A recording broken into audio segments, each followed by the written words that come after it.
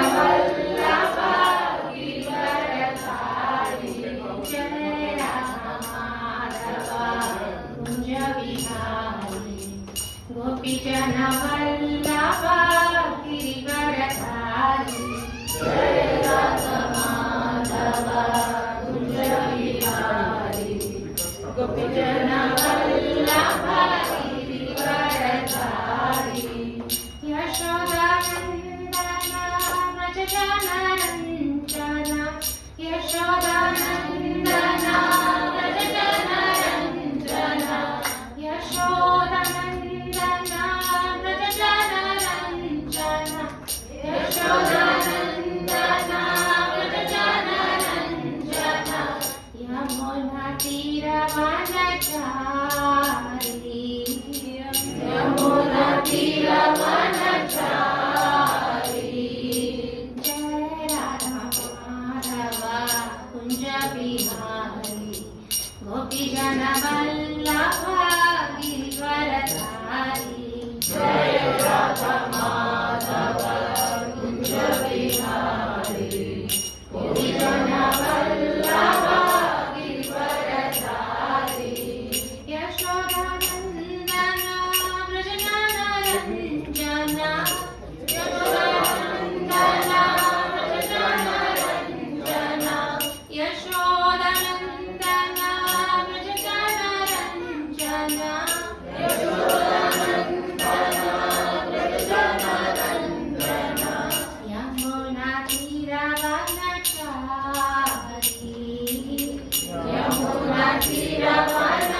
यमुनातीरवनचारी जय राधा माधवा कुंज विहारी गोपीजनवल्लभा गिरिवरधारी जय राधा माधवा कुंज विहारी गोपीजनवल्लभा गिरिवरधारी जय राधा माधवा कुंज विहारी गोपीजनवल्लभा गिरिवरधारी जय Radha Madhava Kunj Vihari गोपीजनवल्लभा Girivardhari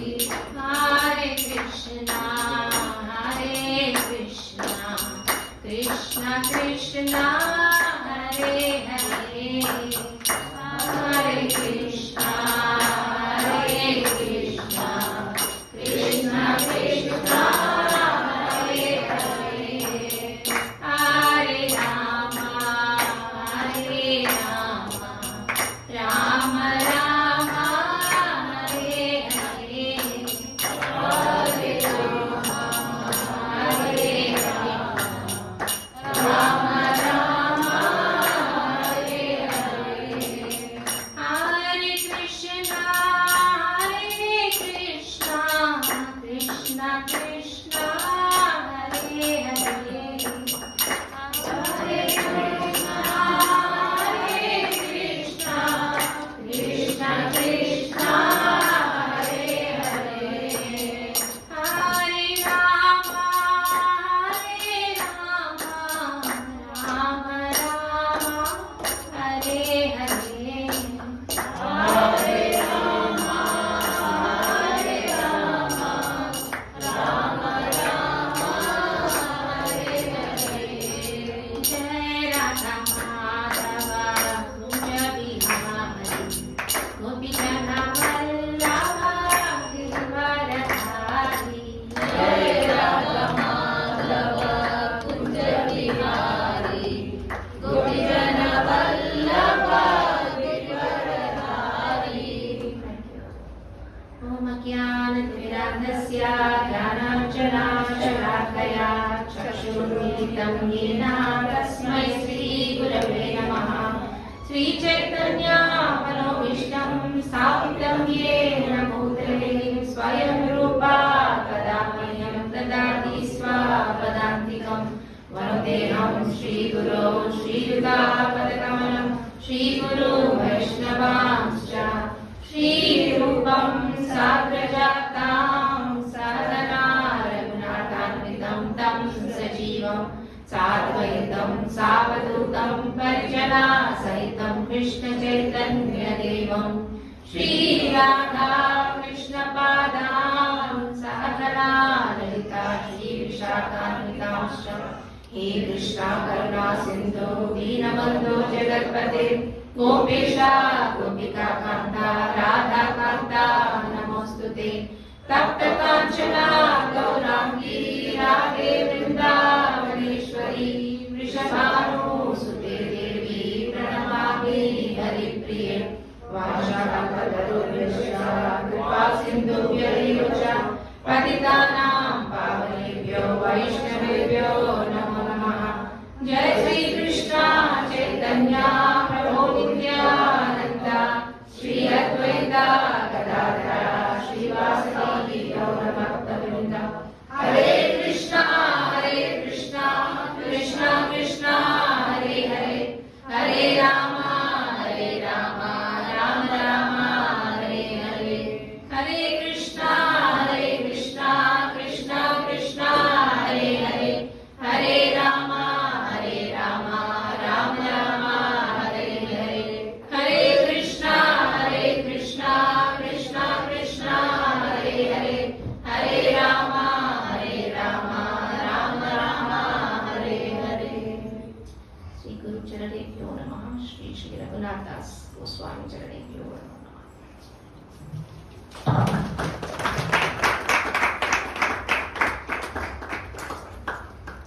Thank you, Manaji. So we'll be continuing with the second section of Manah Siksha. So Manah Siksha, for those that were not there last time, it's a book written by Sri Raghunath Das Goswami, one of the 6 Goswamis of Vrindavan. So it is called a guide book to Krishna consciousness. So it will take us from the beginning of bhakti to the stage of perfection, which is getting Krishna prema. So it is a step-by-step guide of how we should train our mind to enter the bhakti marg, the raga marg of the bhakti. And so it's called a paddhati. Paddhati means it teaches us how to progress from step 1 to the last step. So it's basically a training to our mind, because mind, we saw last time that it is a problem for our sadhana, whether it is japa or any other aspect of devotional service. Mind is a big obstacle. Mind can be our friend or it can also be our enemy. So the highest goal is, satatam kirtantum, or everything should be, the remembrance of the Lord. So in our remembrance of the Lord, mind is an obstacle. So Raghunath Das Goswami is telling us how to train this mind. So anybody remembers what we did? Just if it's there, but still can hear from your lotus lips. What were the 4 verses? Just summary of 4 verses we did. Discuss some of the points, 8 or 9 points, which will make us control our mind. Okay. Maybe one of the connection to the Guru, establishing some connection with the Guru. Rajvasis having Attachment to Rajvasis. Yes. Anything else? 8 aspects that we have to develop. Develop love for. Yes. So it's on the slide. So verse 1 said dambam hitva. So give up pride, because pride is a major obstacle in our bhakti. So it said you give up pride and then you develop attachment, like Prabhuji was saying, to Guru, Vraja, Vrajavasis, Vaishnavas, Brahmanas and our mantras. And then also develop attachment to surrendering to Sri Sri Radha Krishna of Vraja. And then we discussed why this is not Radha, not Krishna of Dwaraka or Lakshmipati or Vaikunta, why should it be only Krishna of Vraja? We discussed last time. Then verse 2, so it's a step by step, it gets deeper and deeper. So verse 2 is Raghunath Das Goswami is actually telling us not to perform dharma and also adharma. So both we have to give up, and instead of that engage in intense service to Radha Krishna. And then we have to understand that Chaitanya Mahaprabhu, if we are worshipping Chaitanya Mahaprabhu, that he is none other than son of Nanda Maharaj. So same as the Shyam Sundar Krishna. And then we have to remember Guru, how we have to attach to Guru intensely, deeply.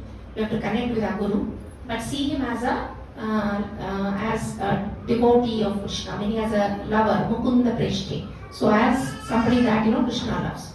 So Guru is just not any ordinary person. He is a very dearmost devotee of Lord Krishna. Then verse 3 said, if we want to develop this prema, the Braja Bhakti, then we have to meditate upon the 6 Goswamis in brief. And in verse 4 got more deeper. So it then now addresses, so verse 4 to verse 7 are the intense verses where it's our training the mind. So verse 4 said, this mundane talk, the gossip we do, the prajalpa we do, is compared to, what is it compared with? It's compared with prostitute. So why? Because it is so unhelpful, or it is an obstacle to bhakti. So compare it with prostitute or mundane talk. And also we should not talk anything about liberation, which is like a tigress. So what does a tiger do? The tiger eats us. So this talk about liberation or wanting to liberate yourself is like a tigress, they said. And then also we have to not be attached to Vaikuntapati, because that is in the Aishwarya Bhav, and Braja Bhakti is Prema Bhav, Madhurya Bhav. So we should not attach to Lakshmipati itself. And so simply the recommendation in verse 4 was to simply worship Radha Krishna. And Radha Krishna themselves will give us that jewel of attachment to them. So again, we cannot attach on our own endeavor. Our endeavor has to be there, but that mercy has to come from Radha Krishna. So these are the summary of the 4 verses we did. We'll go to 5. Anywhere I'm speeding up or something, please let me know. So verse 5. Let's try to sing together. This is in the meter of Jagannath Ashtakam. Ashacheshta kashtaprada vikratapashtani viriha prakamam kamali radapati vyatikarai gaye padvahanyeham iti vakabi vatmapagani kurutvam purkara navati sayatva manarita. So this was, it says asat cheshta kashtaprada. So asat cheshta is something that's not true. So all the negative activities come under asat cheshta is what we do. So asat cheshta kashtaprada. They are difficult. Why we go into the details.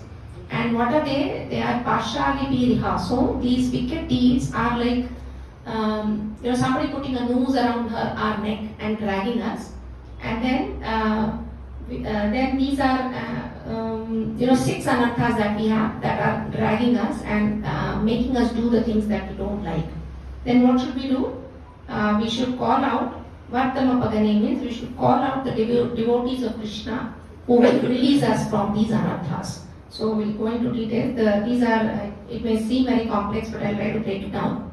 So what are these Kamadi? Raghunath Das Goswami says Kama Adi means Kama and Adi, rest, Kama and the rest. So there are 6 anarthas, right? So Kama is lust. So there are 6 anarthas. What are the 6 anarthas? Kama, Krodha, Lobha, Moha, Mada, Matsarya. So all these 6 anarthas, do we have them all in our hearts? Yes. Are we feeling it? So initially when before Bhakti, we thought we are very ideal people. Actually, it's sort of contradicting. The more we go into the devotional process, the more we feel like, we have anarthas. Because before that we never recognized, because we never introspected in our heart. Now that we are doing this devotional service, we are reading books like that, so we are digging deeper. And like wound ko kurete and all like that, we are scratching our wounds and everything is coming out.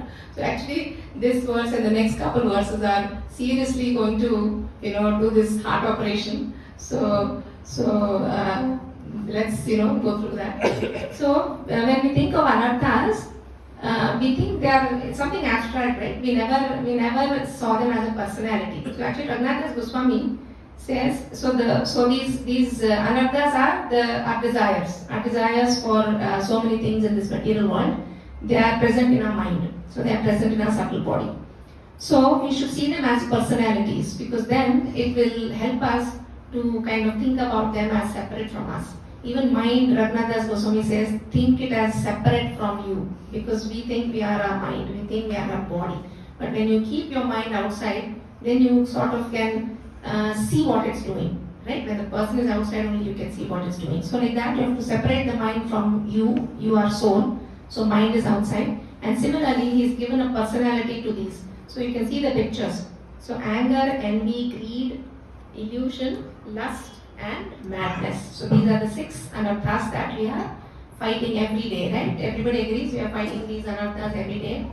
So these are like what? They describe these as highway robbers. So just like somebody we could be going on a road and how suddenly highway robbers attack. Like that, these anarthas are there and we are going and suddenly they attack us. How do they attack? They attack you with weapons. The robbers attack you with weapons, and I believe these anarthas also attack us with ropes. So they come out suddenly out of a forest from behind a tree and then drag us by our neck. So the meaning is that we don't want to be doing the wrong things. We don't want to be a victim of these anarthas, but we are being dragged into doing this. So these are like gangsters. So who's a gang leader? Anybody wants to make a guess out of these 6? Who's the gang leader? Kama. How many say envy? How many say lust? Kama. Okay, we'll come to that. So there's one gang leader among us, so we'll see who that is.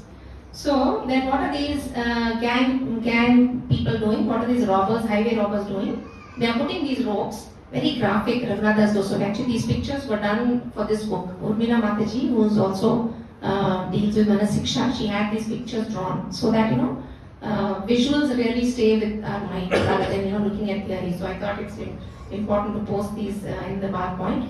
So these robbers are holding us by our necks and dragging us to where we don't like them. So just like what do the highway robbers do? The highway robbers, what do they loot? They loot our money, right? The money or the valuables we have. And what are these robbers looting us of? What are these robbers looting us of? Values. What values? Devotion. Devotion, yes. So now we are into devotional process. So all these verses all apply to devotees. We are no longer talking about non-devotees or materialistic people. All these verses are those not even just new devotees. Those who have been into years of practice or devotional service, these things are happening to them. Okay. So what do they steal us of our devotion, of our bhakti. We are doing so much now. Every day we are doing sadhana. We have found this path, this beautiful path that we are trying to walk on, and suddenly we are being dragged. So we be cheated of our bhakti. So that's what these do. And Gale Badwa means they are holding our neck and like pulling us back. But we are not realizing actually. We are not realizing or we are not admitting. How many of us admit we have anarthas that are dragging us back? Good. Yeah, but most of the time, we don't think. To the outside people, we think we are okay. No, I'm fine. How is your bhakti going, Mataji? Oh, fine, everything is so fine. We say. So that is, we are deceiving ourselves. We'll go into that later. So they are tormenting. So if you look at this picture of the rope, actually the second picture, it shows some activity. So those are all wicked deeds. So what is the rope made of? The rope is made of these wicked deeds. So this asat cheshta means all the false cheshtas, all the false efforts that we do are clubbed under these efforts. And similar verses, in Nectar of Instruction, we have Rupa Goswami telling Atyahara Prayasascha. So anything that is outside of devotion, any mundane effort we are doing, any great effort than what is needed we are doing, like accumulating more wealth than we need, or associating with people that don't enhance our bhakti. So all these go into asat cheshta. And apart from generating karmic reactions, because these are karma, this is not akarma because it is separate from devotional service we are doing. So these are all the activities that are separate from devotional service that we are doing. So these are all asat cheshta. So in Chaitanya Charitamrita it says Krishnarthi Akhila Cheshta. So all our cheshtas, all our activities should be for Krishnartha. Right? Like Anya Vilashita Shunyam. So how our devotional service means completely everything for the satisfaction of the Lord is the highest goal, right? So Akhila Cheshta should be Krishnartham, and now here we are doing activities that are not Krishnartham. So it is against Krishna's devotional service, and that's why they are called Asat Cheshta. For those of you that are very new, this may be very intense for you because it goes into deep bhakti. So just hear and don't think like, oh, I'm not able to do this, or I can never do this, and step back. So don't do that. Just hear, and this will come. It will take many years for new people to get to this stage. budgets so here, and don't subjectively, take pressure that, I'm not able to do this or something. Just a little caution for those that are new. So, apart from generating karmic reactions, this will also generate vasanas. So, our samskaras. So, we come into this life carrying our vasanas from previous life. So, apart from giving that karmic reactions, it will also put these vasanas in our mind, all these negative activities that we do, and then we will carry it forward to the next life. So, that is the caution Raghunath Goswami is saying. And then, so these 6 anarthas, how do they act on us? So we should understand why we have these anarthas, right? Why do we have these anarthas? Even though we don't like, we want to get rid of them, we still have, right? So some things the Bhagavad Gita explains why we get into these anarthas. So I'm sure all of you know these verses. Dhyayato vishyan pusa sangaste supajayate sangat sanjayate kama kamat krodho vijayate.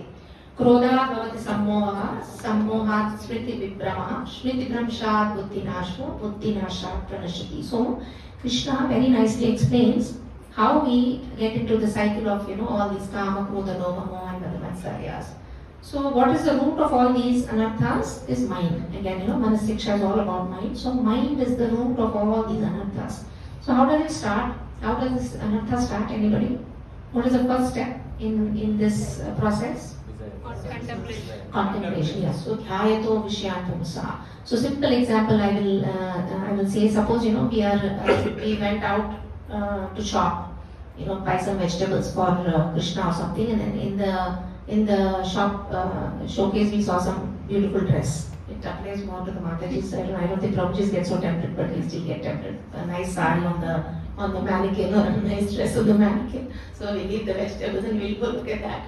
So, okay, you look and you moved away, that's okay. But when we stop and start contemplating on this object, like how beautiful this sari looks, and how beautiful I will look if I wear this sari. So that is a contemplation. So any vishaya you have, contemplation is a problem. So if you look and leave it, then you're not dragged into these anarthas. But when you contemplate on this, so dhyayato, he says, is dhyan karna us cheez ke upar. So when you do this dhyayato vishayan pumsa, then what happens? Sangaste supajayate. Then the second step, you develop attachment. Sangha is attachment. So then your mind attaches to that object. And then, so attachment means you want this. Right? You feel the need to have this. So then, what happens? Sangha sanjayate kama. Then the lust comes. So once you are attached to an object, then if you don't get that object, when you want that object, so that is lust. It could be anyone, it could be a simple sari, it could be a person, it could be your job, it could be, your spouse, anything. So it starts with an attachment. It starts with contemplation, then you become attached, and once you get attached, this kama comes. Kama is a lust. Lust is you want that, you want. So lust is not just, kama is not pertaining to just, sex between man and woman. It is lust for everything. Any object you want comes under kama. And then what happens next? If you get that object, means if you're fulfilling your lust, what happens? Are you satisfied? Suppose you bought that sari, how long are you satisfied? Few days, right? So what happens? Because you now told your mind, like I'm going to buy this, and you satisfy your mind, then every time you see something new, your mind will want it, because you've sort of given it a habit of satisfying your lust. So the problem with satisfaction of lust is you'll develop greed. If you don't satisfy your lust, what happens? Anger comes. So kama krodho vijayate. So when you don't get the thing, the object of your attachment, again it could be a thing, it could be a person, then you'll develop this krodha. We see so many, right, like especially if says you have a girlfriend and she married somebody and you didn't get the girlfriend, there have been murders also based on this. So kama krodho vijayate. So it gives this krodha if you don't get the object of the lust. I'm going to share one real example. When Prabhuji was sharing, there was a wife and husband in the bedroom, and they have a 9-month-old infant sleeping on the bed. The Prabhuji was seeing cricket, some one-day series or so. It was all tensed up and last overs or something. So he was watching all day. So this Mataji comes and she says, let me watch. This is some serial is coming, so this is the time I want to watch. And the Prabhuji says, no, I want to watch TV. And the Mataji says, no, my serial will get over. So over that TV screen, they fought. And then the man gets so upset that, because the object of attachment is cricket. Now this lady is coming and not allowing him to get that object of attachment. So in a fit of anger, he picked up the infant and threw the infant out of the balcony. This is a true story. He just threw the infant out of the balcony. And then Mataji ran down. Then that actually comes into Krodha Bhavati Sammoha. So when your Krodha gets so high, then you become Sammoha, means you become deluded, you become under illusion. So this is what happened to this Prabhuji. So in a fit of that, he even Smriti, then Sammoha Smriti Brahma, means you lose your intelligence. And when you lose your intelligence, Buddhi Nasho, so from illusion, you lose your Smriti, and then Buddhi Nasha means begins your fall down. So then this Mataji runs downstairs, and then immediately when that happened, that illusion broke. That whatever Sammoha he was, that loss of intelligence he was, it broke. And then when he realized what he did, he was in so much shock, he jumped out of the window and he also died. So this is a real story. So this is what your karma and krodha can do. So that's why what can we do to avoid this cycle? What can we do? Stop contemplating. Stop contemplating. Not even stop attaching. That attachment comes. So stop contemplating. If you know you can't get this, or you don't need so many things, stop contemplating. I think a lot of when I started thinking, a lot of our problem is because we contemplated so many things. So your mind will trick you. Your mind will say, oh, I need this, or I can't live without this. So that is the trick that mind will play, and then we want to get that object. So this is the cycle of this Dhyaito Vishyan Pumsa. So then they say it is absolutely impossible to become free from these anarthas. Solely, yes, we have to do this restraining of mind, but the Gita also says that without fixing the mind on the lotus feet of Bhagavan, it is difficult. So now we will train the mind and all, but simply by training the mind or by doing yoga, jnana yoga, mystic yoga, karma yoga, all these are not going to take out all these anarthas. So for the anarthas to go, Bhagavan is saying that you have to fix the mind on the lotus feet of Bhagavan, because then you have a deviation. You will no longer act like this example. So then he says Vikata Pasha, Kashta Prada. So why are these Kashta, means these activities, we are not doing it out of will, right? Like this person didn't throw the child out of his will. We are being kind of dragged into doing it. So what is dragging into it? So Krishna says, Balad iva niyojita, anichan api kashneya, balad iva niyojita. So as if somebody is forcing me and doing these things. That's what Bhagavad Gita says. So we sort of allow our anarthas to influence us because we think we cannot do without them. So somewhere in our mind we think we need these things. So for example, we think if I give up all karma, I stop desiring for anything, then I won't be able to take care of my family, because you need something, right? You need money, you need a car, or you need something. So we justify that, because I have to take care of my family, it's okay to have some karma. And then it is okay to have some greed, because I cannot work so hard, I cannot make money this way, so out of greed I'll make it some other way.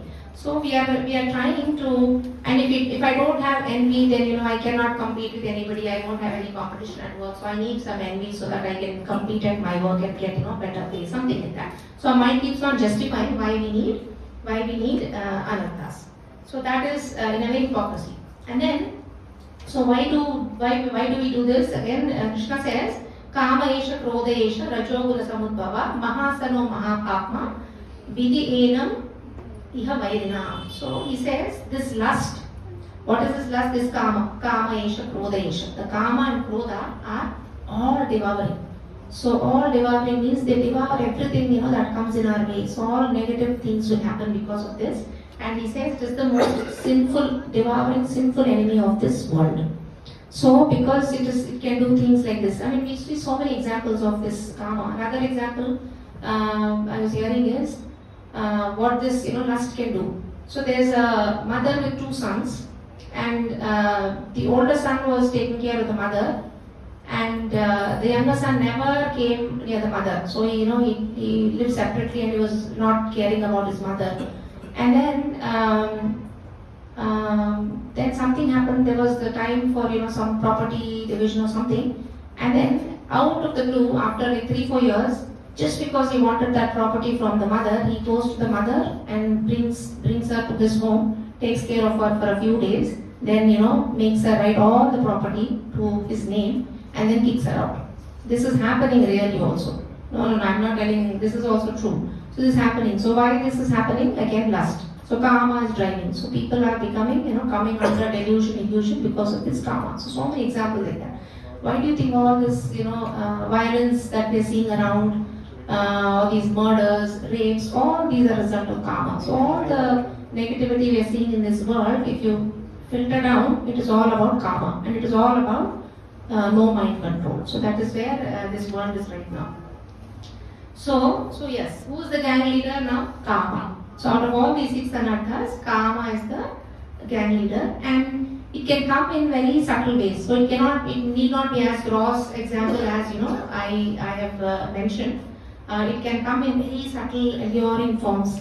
Like for example, I was hearing, like you could be in devotional service, but you can you can tell somebody else that okay, you do this Harinam, so you can be liberated, or your material desires will go away. So something that Harinam is not meant for, you can tell them, or or other ways of other yogas or something, or you can say you will become one with God or something. So giving a wrong perspective of the holy name can also be a subtle form of activity out of lust. So it can come in Kama Rupa Durashadam, means it can come in any Rupa, Kama. So we have to be very watchful how it comes. Sometimes we want to know it is Kama, but it's coming. Then Acharyas also say family is also one big Kama. All attached to our families, right? So Acharyas say that what do the family members steal us of? Steal us of our spiritual advancement. So this is attachment I'm talking, and not love. So anytime we are too attached to our family, whether it's wife or children, then it is also a block in your spiritual advancement. So yes, we have to serve our family, we have to love our family, but we should not have any karma for the family. Okay. Then so karma is the gang leader, and it has 5 siblings, 5 underlings. So all these other 5, Krodha, Lobha, Moha, Mada, Matsaryas are all the siblings of this karma. And then what is Lobha? What is Lobha? Lobha is greed. So it is defined as very concentrated karma. So when your lust becomes very concentrated, that is greed. So it is much more subtler than karma. We don't realize that we have greed in a lot of cases. And then Moha is illusion. And what is the big illusion we are in? That I am this body. So that is the biggest illusion. We keep on, no matter how many times we read Bhagavad Gita, I am not this body, I am this soul, we are still thinking we are the body. Then Mada is like madness. That is when karma becomes very deep and also very concentrated. So after karma, Lobha, Mada comes. Mada is the last. And then, so what is the symptom of karma? How do you know somebody has karma, or how do I know I have karma? We have to introspect, right? You think you have karma? How do you know? Have some other desires apart from these are not related to Krishna. That is in your mind, but to other people, how do they know? I want something. If you don't get, you'll become angry. So whenever we are getting angry, especially in home situations, outside we are all fine in devotional circles. That is another big deceit. Bahar sab devotee Hari Bol hai. What happens, real drama is at home. So please notice what you are doing at home. So whenever you are getting angry, then that is nothing but lust. So you have to think. So the symptom of karma is lust, anger, and the symptom of moha means your illusion means lobha, greed. So whenever you greedy, like this example of this property, that means he has moha. And then envy, the symptom of envy is pride. So whenever somebody behaves, proudly outside, that actually means they have envy. Sometimes we think, out of superiority, they are feeling proud, and the other person is low, but I believe it's not. They are envious of that opposite person, and that's why they behave as if they are proud. So these are some of the external symptoms of these. Then, so where does karma come from? So karma is a gang leader, and it has all these brothers. So where is karma coming from? So anybody can throw some light. Why do we have karma? Attachment.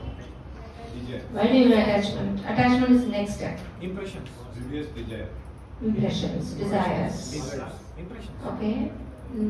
Vasanas. Vasanas also. But even without that, Lack of understanding of our real nature.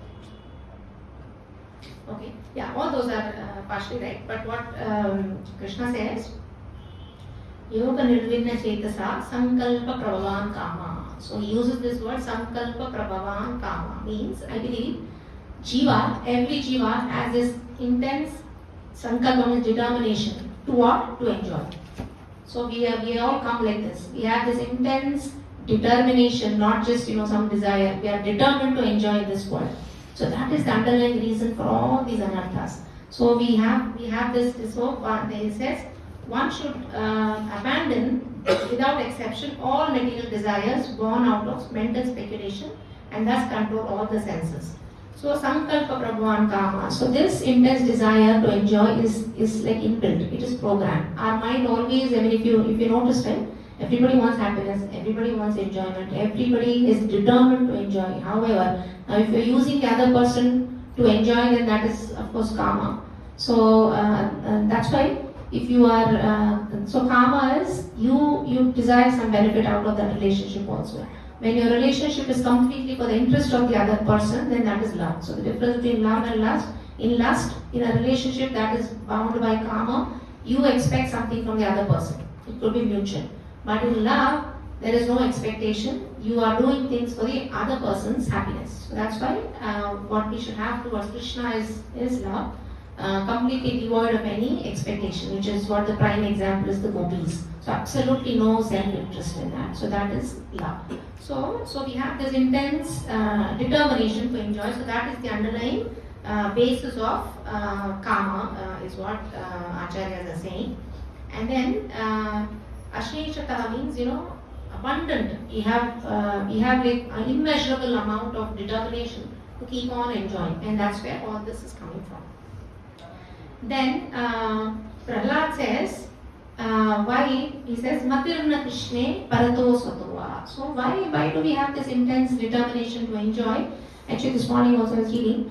So because our heart is empty, means we have no love in the heart. Especially Matirna Krishne Parato Satova means we have no attachment to Krishna. So our heart is empty, and because our heart is empty, we have so many desires. Why? Because we are thinking this will give me happiness and fill my heart, that dress will give me happiness, this car will give me happiness, this house will give me happiness, this person will give me happiness, my child will give me happiness. Because we don't have love in our heart. So they say this vacuum we have, everybody has, whether we are realizing it or not. I think those of us who realize that in this hall, and there are 99% of people who are still looking for happiness in this material world. How many still hope that there is happiness in this material world? You have hope that there is happiness in this material world? Searching, you're still searching. You're in this Bhakti center, your search should end, Mataji. Illusion everybody has. Yes, that is the biggest illusion, is that there is happiness in this material world. For those that are new, this statement will be shocking, but please note it down. 10-20 years from now, you will realize that I am correct. I have realized. No more expectations from this world for happiness. Okay? So the only way, see, there is some temporary happiness. Yes, you buy something, it's happy, or your children do something great, you're happy, but it's all temporary. So there's no permanent, everlasting, increasing happiness in this material world. That all the Shastras are loudly saying it. So then, how does happiness come into our heart? Savai kumsham parodharmo yator bhakti radokshate ahaituki apratihata yayatma suprasidati. So only when we get that love of God will our atma be happy. Yayatma suprasidati. So that happiness, so that vacuum that we have in our heart can be filled only by love of God. So when we have that love, then we don't need anything else, I believe. I mean, you can also think, suppose you have loving family or loving friends, and you're very happy with your relationship with everybody. Then whether you get some car or some laptop doesn't make you very happy, because you're content with that love.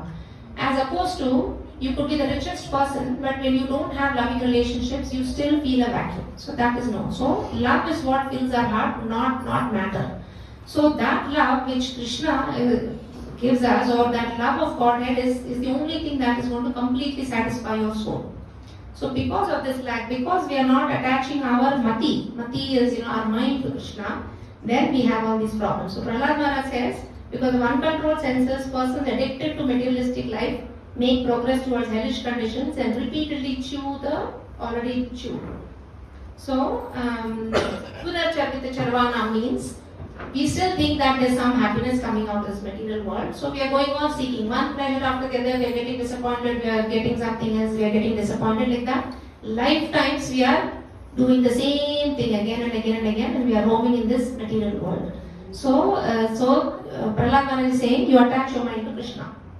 And then Chaitanya Charitamrita says, Kamira Tatparya Nija Sambhoga Kevala Krishna Sukha Tatparya Matra Premata Prabala. This is the important verse. So Kamira Tatparya Nija Sambhoga Kevala means the object of lust is only the enjoyment of one's own senses. Our own senses, again nobody else's senses. It says Nija Sambhoga. Nija Sambhoga means Sambhoga is enjoyment. Kevala. Kevala means I am only worried about my sense gratification, nobody else. So this is the mentality we have, Chaitanya Charitamrita is saying. And then Krishna Sukha Tatparya Matra Premata Prabala. When we have Krishna Sukha, Krishna's pleasure in our picture, then that becomes prema. And then that prema is very powerful as opposed to this lust that we are chasing. So this is what Shastra is saying. So actually again very strong statement. The fact that we have a body means we have lust. So we have this body because we are lusty people, all of us. Because Krishna has given us this body and put us in this material world to enjoy. So the fact that we have body means we have karma for everybody. So Krishna Bhairmukha Hana Bhoga Vancha Kare Nikatastha Maya Kare Japatiya Dhari. So Krishna Bhairmukha. So because we have this intense enjoyment, what was that called? Sankalpa Prabhavan Kama. Because we have this sankalpa to enjoy, what happened? We turned away from Krishna. Krishna Bhairmukha. This is what happened, right? So in the spiritual world, we wanted to enjoy on our own, regardless of Krishna. So we turned away from Krishna. So Krishna Bhairmukha Bhoga Vancha Kare. So we came here to do Bhoga Vancha. So we came here for sense gratification. Nikatastha Maya Tare Japatiya Dare means when we turn away from Krishna, then this Maya, Japatata means it jumped on us. So this Maya jumped on us because we turned away from Krishna, and then it is dragging us by all these ropes of what we saw of all these anarthas. So this is a cycle that Acharya is describing. And then Tyaktva Sarvan Asheshata means actually these are impossible to satisfy. So these desires that we have, all these lusty desires that we have, they are impossible to satisfy. Because you satisfy one time, then it comes back again. So in our life, if we were satisfied, we won't be chasing so many things. So the fact is, we are not satisfied. So the Shastra says, Vinivritta Kama. So don't keep on satisfying. You detach, you dissociate. So you dissociate from these desires, you dissociate from these sense objects that are dragging you down, they say. So basically, don't contemplate on sense objects, and that's how you can give up sense enjoyment. And also understand that everything is for Krishna. Right? This concept again. So on one side, we are telling our mind to not contemplate, that is good. But again, realize that everything belongs to Krishna. In this world, Krishna is the only enjoyer. So the only Purusha in this creation is Krishna. All of us, including men, women, everybody is Prakriti. So we are to be enjoyed, and Krishna is the enjoyer. So when we think like that, nothing is mine, then our this sense enjoyment will decrease. So of course our sadhana will help, our Hare Krishna Mahamantra will help in controlling this mind and controlling the anarthas. But this also has to sink in that nothing is mine in this world, everything belongs to Krishna. I think then we start less enjoying, because now whatever we are seeing, we want to enjoy. So when we start thinking that I am just a servant and this property belongs to Krishna, then our tendency to enjoy will become less. So Maharaj says, keep your intelligence fit, F-I-T. F is, you have to realize that these material desires are futile. How many times ever you want to fulfill your material desire, they are going to come back. So futile material desires, then they are insubstantial. Insubstantial means even if you fulfill them, they are source of misery. Actually, one more verse says in Bhagavad Gita that ye vicha samsparsha bhoga dukkha yona evate. Ye vicha samsparsha bhoga. So bhoga, when you do bhoga, dukkha yena evate means it only gives you dukkha. So you can try to enjoy something, in the end it will give you dukkha only. Then T is for temporary. So we have to keep our intelligence fit, means realize these are temporary, realize they are a source of misery, and realize that it is futile to chase these material desires. Okay, and then this verse also says, what does it say? Baka Veed. So now the solution, what they're giving is, it says you take shelter of the devotees of Baka Veed. The third line says, take shelter of the devotees of Baka Veed. So who is Baka Veed? Krishna. Krishna. Why is he called Baka Veed? He killed Bakasura. He killed Bakasura. So let us see why. What does Bakasura represent? Each demon represents something, some negative tendency. What does Bakasura represent? He represents deceit. Okay. So why? We'll see. So this Baka is actually a heron or crane they call. So this is a picture. Baka represents what? Deceit. Deceit. Deceit. Yeah. So this is a picture of a heron or a crane. So it is standing on one foot, right? If you notice. So whenever you see these cranes stand on one foot and close their eyes, and it's almost like a yogi is meditating. So we'll think, oh, these herons are so sattvic and they are meditating and all. But as soon as a fish comes in front of them, chapat ke wo khate hain. So their meditation is not on the Supreme Lord or something. Their meditation is for the fish. So that's why they say Baka represents deceit, because so Bhagavad Gita says Karmendriyani samyamya ye aste manasaspara indriyartha nimudhatma mityachara sa uchyate. So who is a mityachari? Who is a mityachari? Who pretends. So actually this is a pretender. So Baka is a pretender. So mityachari is one who on the outside pretends like he's very sense controlled or who's a devotee and all. But inside is always contemplating on sense objects. So outside one, inside one, so that is deceit. So pretending, so that's why this Baka stands for a pretending one. So Srila Prabhupada also says that again we have to introspect. Where are we pretending? Anybody thinks we are pretending? Yes, everywhere, right? So we have to introspect. Where are we pretending? Are we something else at home and are we something else outside? Are we behaving differently to our spouses inside the house and outside the house? So all these we have to introspect, because I think all of us pretend. So Srila Prabhupada says, be honest.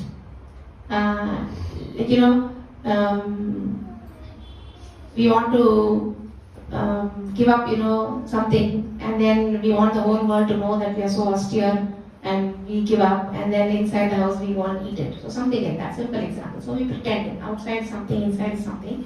And Srila Prabhupada says it is better to be an honest householder than a charlatan meditator. So outside, you want to give this appearance that you're a great yogi, you're a great meditator, or you're a great pure devotee, but inside you're not. So instead of that, Srila Prabhupada says be honest, be open. So be a regular householder. If I can't control my senses, I'll admit it. But it's not like, you can't control your senses, but then outward you're giving this appearance of being a great devotee. Such pretension we should not do, is what Srila Prabhupada says. So, it's very difficult to tear away from sense objects, right? We've seen how we do this dhyayato vishyantamasa. So it is very difficult to tear away from sense objects. It is easier said than done. But here they are saying to engage in bhaja vasudevam, tam aranam bhaja vasudevam. So when we do this bhajana of Radha Krishna or Vasudeva, then it becomes easy. So it is very difficult both for non-devotees, the jnanis, yogis, even yogis. So many yogis we see meditating. There's some examples are once there was some yoga teacher from US. She came and she went to the Himalayas and she was meditating for many days. And then one reporter came and he was very impressed, like, you're from America and you're doing such good yoga and all. And he said, so at the end of this meditation period, what will you do? So she said, I will run back to my country and drink coffee. So that meditation, is it of any value? No, right? So her mind was contemplating on this coffee. So like that we can give many. So yogis who are seriously in meditation, we don't know. Externally, yes, they are meditating, but what are you internally meditating? So that's why we should not do this pretension. How will that go away? So even serious jnanis, yogis cannot pull their senses out of their sense objects. It'll drag them. Just like a river has to run towards the ocean, our senses run towards a sense object. So how to do that? He says, Aranam Bhaja Vasudevam. So when we are engaged in devotional service of Krishna, then our senses will be controlled. Or you will redirect your senses. That's what Sri Prabhupada says, right? So if you feel like eating a gulab jamun, yeah, you cook for the Lord, you offer it to the Lord, and you can have it. So I think Sri Prabhupada has made the process easier than doing this intense austerity. We can still eat what we want and wear what we want as long as it is offered to the Lord. So the process has been very easy. And then this lust doesn't go away. Sometimes we think with age the lust goes away. Anybody agrees? Does the lust go away with age? Are old people less lusty? No. Prasangam ajaram pasham. So ajaram means even the age, even if you are old age, it doesn't go away, they say. So, but if the same attachment, whatever attachment we have, if we direct it to devotees and Krishna, then moksha dvaram apavritam. So if we can direct this attachment that we have to material, then moksha dvaram will open. Doors will open for liberation. So this ajaram also reminds me of one example. This is also a true story. Somebody said an old man, devotee, was some 80 years or something, was dying. So he was on the deathbed, and because he was leaving his body, there were devotees, and then his spiritual master was called. He was initiated. So his spiritual master came inside the door, and along with the spiritual master, one of the some devotees came, and in that there was one very beautiful looking Mataji. So when the spiritual master came, this old man about to die was not looking at the spiritual master, he was looking at that young Mataji. So that is how powerful our senses are. So in old age, it's actually, they say, more difficult. The lust is there, but the physical capacity to enjoy is not there, so they are even more miserable. So don't think our lust will go away by aging. I had this walk up in seconds. So that is the power of this. So there is a beautiful verse in what is this? Shankaracharya writes. Yeah. Angam galitam palitam mundam Dashanavihinam jatam tundam Vritto yati kritva dandam Tadapina munchati asha pindam. So angam galitam means you are so old that you need a stick to walk, and palitam mundam means your hair is all gone, you become like bald, and dashanavihinam jatam tundam. So you need this stick to walk, and then your teeth, you become toothless. So your mouth has become toothless.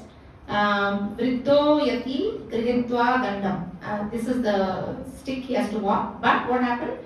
Tadapi na munchati asha pindam. So even though all these are happening to your body, na munchati asha pindam. So that asha pindam, that lust we have, is not going away. So this is the situation with old age.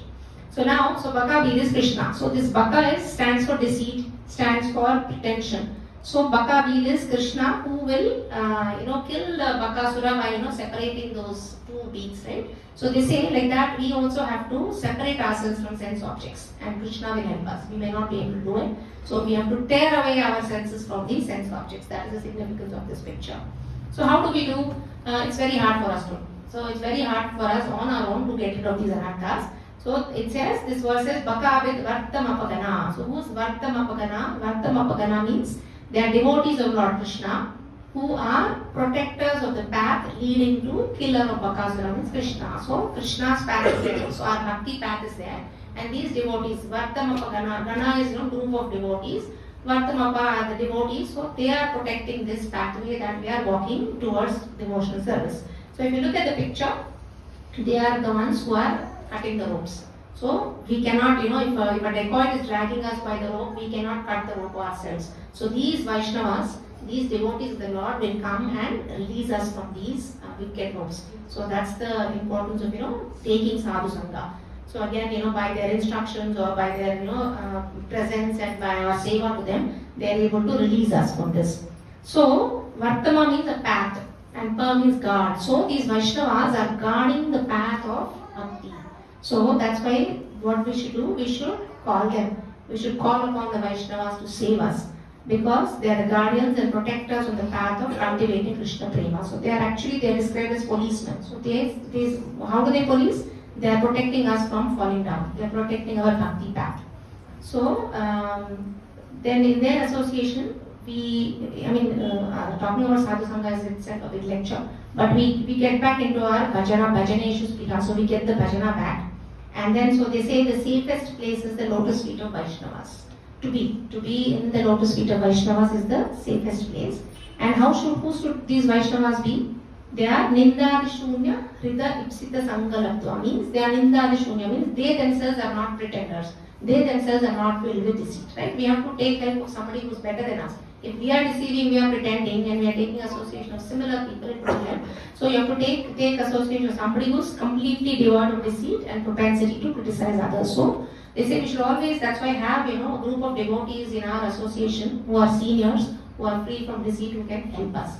So otherwise it's not safe. Means we will fall down. And then so yoga, sacrifice, nothing can remove these ropes that we have. Only these devotees will help us. So how can we associate with these Vaishnavas, with these devotees? Physical association, like we are meeting, we can take.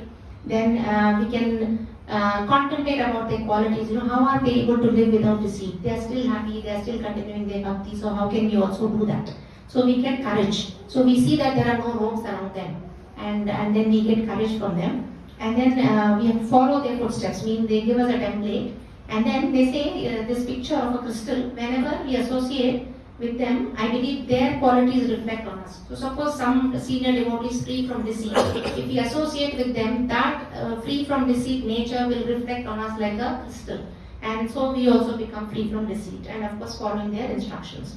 So they are policemen, and one example we can see of Srila Prabhupada also. Srila Prabhupada also acted like a policeman. When one of his devotees started calling him God, oh your God, then that is not the right philosophy. So immediately he had a meeting, and then he threw that devotee out of his corn. So like that, he made sure that the philosophy was intact. So he acted like a policeman, and so many, in a nice way also, he used to, if somebody became a Mayavadi, then he used to correct them appropriately. So Srila Prabhupada acted like a policeman, and that's why this our ISKCON philosophy is so intact. So seniors do that. So all the acharyas, Siksha Gurus, and we have to be in touch with our Siksha Gurus who can guide us. Actually, we have to open our hearts. See, nobody knows. Like if I am having an artha and I'm not sharing with anybody, everybody from outside thinks I'm a great devotee. So we should always have some devotees in our circle who we can share with. May not be everybody. Like I'm not saying sit in the big audience and you tell me, Mataji, what is your problem? Not like that. But at least 2 or 3 seniors who we can open our heart and say, yes, this is a problem. Because outside we are all nice. I mean, I'm talking to myself also. But after reading this, I'm seriously, at least with a few people I'm sharing, or at least that willingness to share has come. We'll see why we so actually, how should we call this Vaishnava? I believe not like, hey, please come and help me, not like that. Suppose, you're falling off a bridge, or you're falling off into a river and you're holding on by a small twig of a branch. How you will shout? You're like, please help, you'll shout, right? You won't whisper, nobody will come. So like that, we are in danger. We are, being strangled by these anarthas, so we have to cry out. And that's why Raghunath Das Goswami uses the word futkaram, means cry out. Cry out loudly, means call them loudly. Because on our own we can't do this, we have to cry out. But are we crying out? How many of you all have approached your seniors for difficult things? Very good. Yes. So what is the difficulty is, some difficulties. First, we don't realize we are being choked.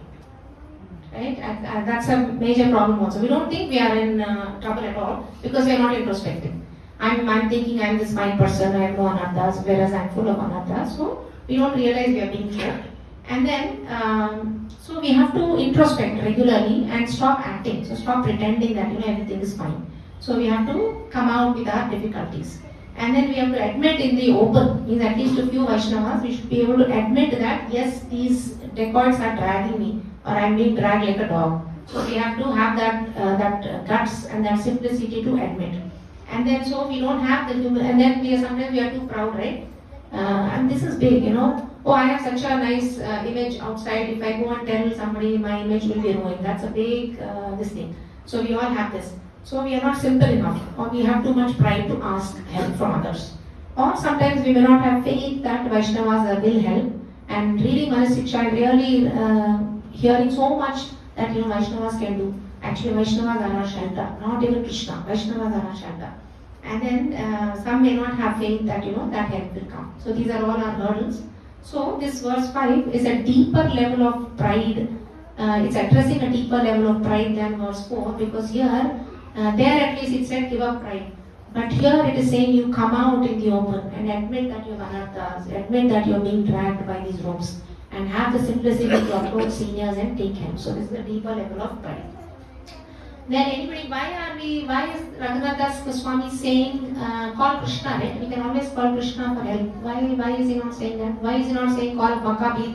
Why is he saying call the Vartama Pagana of Bakabid? Krishna is not accessible easily.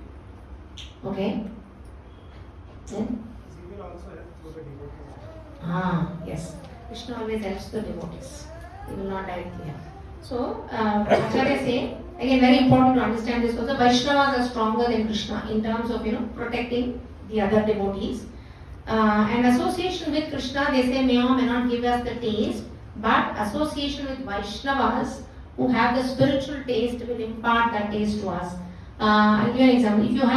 If you need money, where do you go? If you need some money, where do you go? Who has the money? You go to a person who has money. You don't directly go to the money, right? So if you want Krishna, who do you go to? You want to go to Vaishnava. You have to go to somebody that has Krishna. And who has Krishna? Vaishnavas. So and then you get this taste for bhakti from the Vaishnavas who have the bhakti. Krishna will not have taste for bhakti, right? The devotees have the taste for bhakti. So you have to go to the devotees. And then they say associating with Krishna is good, but association of Vaishnavas who are attached to Krishna will give us attachment 100%. That's why Vaishnavas are so important. So please don't practice bhakti alone in your houses, looking at YouTubes and all that. Absolutely need Vaishnavas for your spiritual advancement. There is no way. Even when you got Shraddha, initial first step of bhakti, Shraddha also you got from Vaishnavas, whether knowingly or unknowingly. And your remaining spiritual advancement is completely dependent on Vaishnavas. Even those that are advanced, at no stage of bhakti can you do without Vaishnavas. This statement I will make and others have made. So no stage of bhakti you can do without Vaishnavas. So it's very important. So it will give us that taste. Their taste will get. And if seniors are not available, even juniors are fine. Raghunath says even juniors are fine, but seek some help. They purify us. And again, be careful not to do any Vaishnava Prad, because again that is like killing your Vaishnava circle. So, heart of a Vaishnava who has bhakti is our only source of spiritual taste. So, if you want to get spiritual taste, it is only from the heart of a Vaishnava. You're not going to directly get it from Krishna. You can cry and say, Krishna, please give me taste. It's not going to happen. It is going to come from a Vaishnava only. Because they say, Bhaktya Sanjataya Bhaktya. Very important statement. Bhaktya Sanjataya Bhaktya means devotion only can awaken devotion. So, you get devotion from a bhakta, not from Krishna. So Krishna won't give you bhakti towards him. It is the Vaishnavas who give. So remember, devotion awakens devotion. So we have to be around people who have devotion. Okay, that is verse 5. So what is the summary of verse 5? So this hypocrisy and deceit is compared to urine of a great donkey. Great donkey means big donkey, means a lot of, it's very graphic, but I'm going to have to share what Raghunath Goswami has said. So he compares the deceit and hypocrisy to a big donkey's urine, means a lot of urine, and that is trickling. Okay? So trickling, and it is acidic urine. So strong language is used. Why? Because sometimes, they are very thick skinned, it doesn't go inside. Sometimes, where children are playing and you tell them slowly, don't play, go inside and do your homework, then they won't listen, then they'll say, oh, please go do your homework, and then third time, what say? We'll scream. Get inside the home, we'll say. So like that, here Raghunath Goswami is using very strong language for us because it is not entering our ignorance. So this deceit and hypocrisy, when we engage in this deceit and hypocrisy, it is said that it is similar to bathing in this donkey's urine. So and this can happen to again any stage of devotee. It could be advanced devotee, neophyte devotee, anybody. And then some strong statements, Bhaktivinoda Thakur makes. So what is deceit? So are we there? What is deceit? I mean, without looking at that, what do we think is deceit?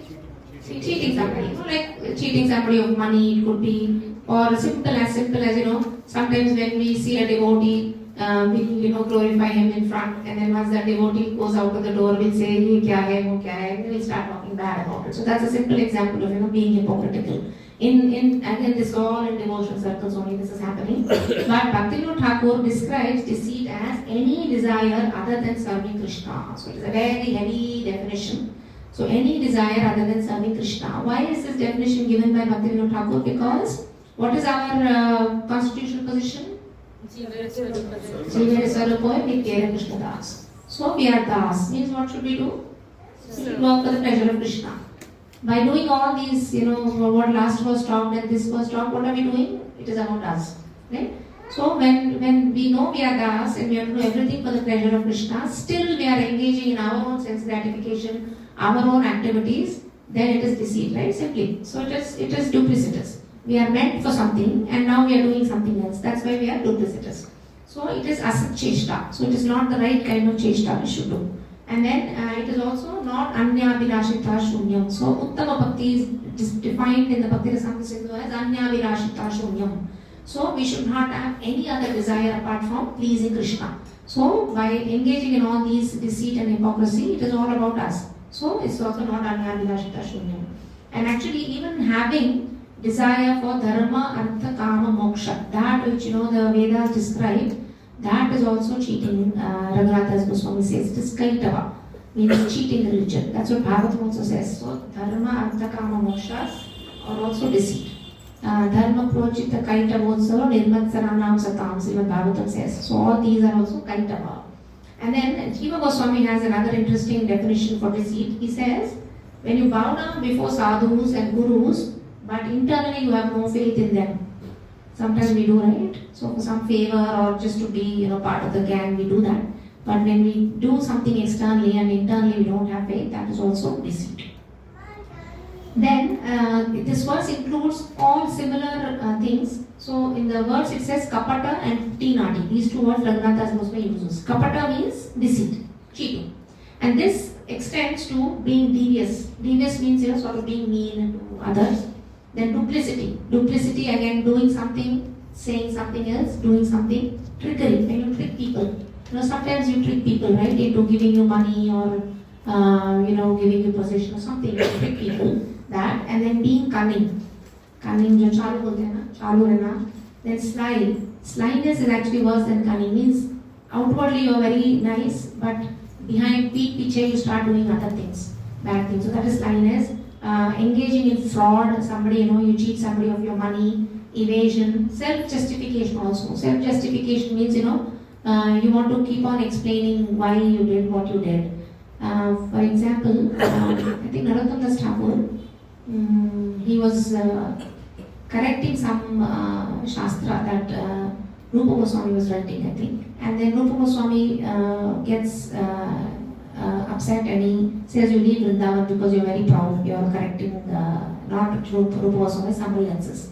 So Jiva Goswami doesn't try to explain at all. He will simply keep quiet and he will go away out of Vrindavan. So like that, sometimes when people blame us, it is best Acharya say to be quiet because the truth will come out. For example, one simple example Prabhuji was sharing. One Prabhuji was in charge of cooking. And then that in charge Prabhuji, this Prabhuji was new to the kitchen. So he said, the curry is almost done. You put this much salt, I'll just take a bath and come. And then he went to take a bath and this devotee has said how much ever salt he showed. He put it in the curry, he switched off the stove and then everybody ate. Everybody sat to eat. Then there was so much salt in that curry and this in charge cook got very upset. He's like, I told you to add this much salt, why did you add double the amount of salt? He was going on chastising that and this brahmachari was very new, so he just kept quiet. He knew he put the right amount of salt, he just kept quiet.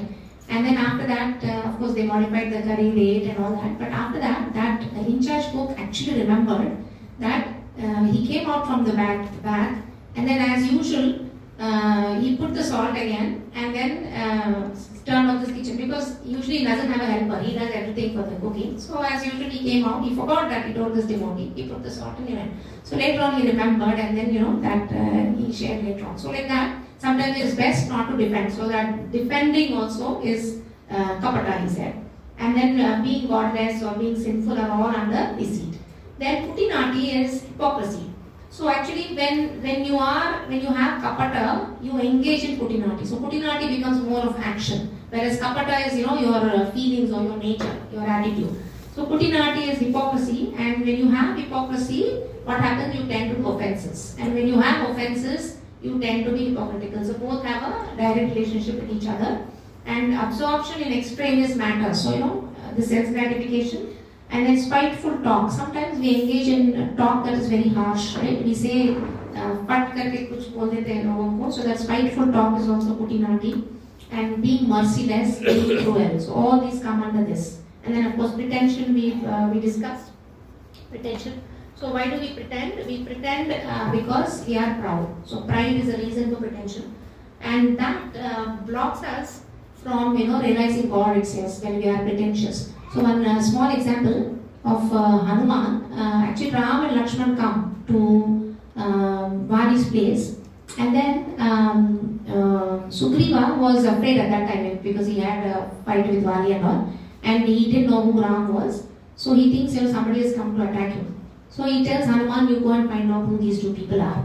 And he says, "Don't go like Hanuman, you disguise and go." So Hanuman actually disguises as a Brahmana, and he goes to Ram Lakshman and he says, "Gentlemen, who are you? Why are you here in this our kingdom? What are you doing?" And then Lakshman says, he is Lord Ramchandra. And then Hanuman beats his head and he says, "Your Lord Ram, who I've been waiting for ages." So what Acharya says, because he came in a disguise, he wasn't true. He didn't come out as a truthful Hanuman. So when he was disguised, then Lord Ram doesn't reveal himself. So that's why when we also try to cheat somebody else, actually we get cheated. So we should always be honest and open. So like when we go in front of the Lord, Bhaktisiddhanta Thakur also said, once he went to the temple, and he was, he's such a great, scholar, acharya and everything. He could be, up in the front at the altar, but he was somewhere in the side and, trying to see the deities. And somebody came and said, "Acharya, why are you, hiding and looking? You can, come in the front." So he says, "My eyes are so material. How can I, behold something spiritual?" So that was his humility. So like that, in front of God also, we should go as a servant of servant. We should not, go with this pride attitude. So that's what Acharya says. So we have to not see the Lord. We have to actually, the Lord should see us. So that should be our mode. Then diplomacy, being diplomatic, which again I think this world, especially work environment, is teaching us the diplomacy. But being diplomatic is also kapata kutinati. And then having the superiority complex. I think our mind also, I believe, is programmed that we feel superior to everybody else, and this will lead you to criticizing and fault finding. Again, fault finding is a very negative tendency to drag you down, and having the superiority complex that I am better than this person. Then we start criticizing, and then kutarka and kusiddhanta means this wrong philosophical arguments you're doing with other people. All these come under deceit. So these deception can also come in very perverted ways, they say. Sometimes it's not as straightforward. Something I said something and I did something that is very obvious, but it comes as a noble idea. For example, there was one person who said, I want to donate some big amount of money to ISKCON projects, and so I'm going to start a company. So the intention was good, but when he started running the company, he got a lot of profit. And then he didn't have any time for sadhana, so he fell down from bhakti, and whatever money he got also, he did not use it in his projects, he used it for his personal benefit.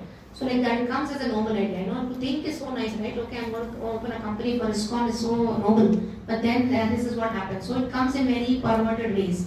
And then prayas, sometimes we have this prayas, it could be material or spiritual, like doing a lot of austerity, doing or accumulating a lot of wealth. So all these prayas also can be deceit.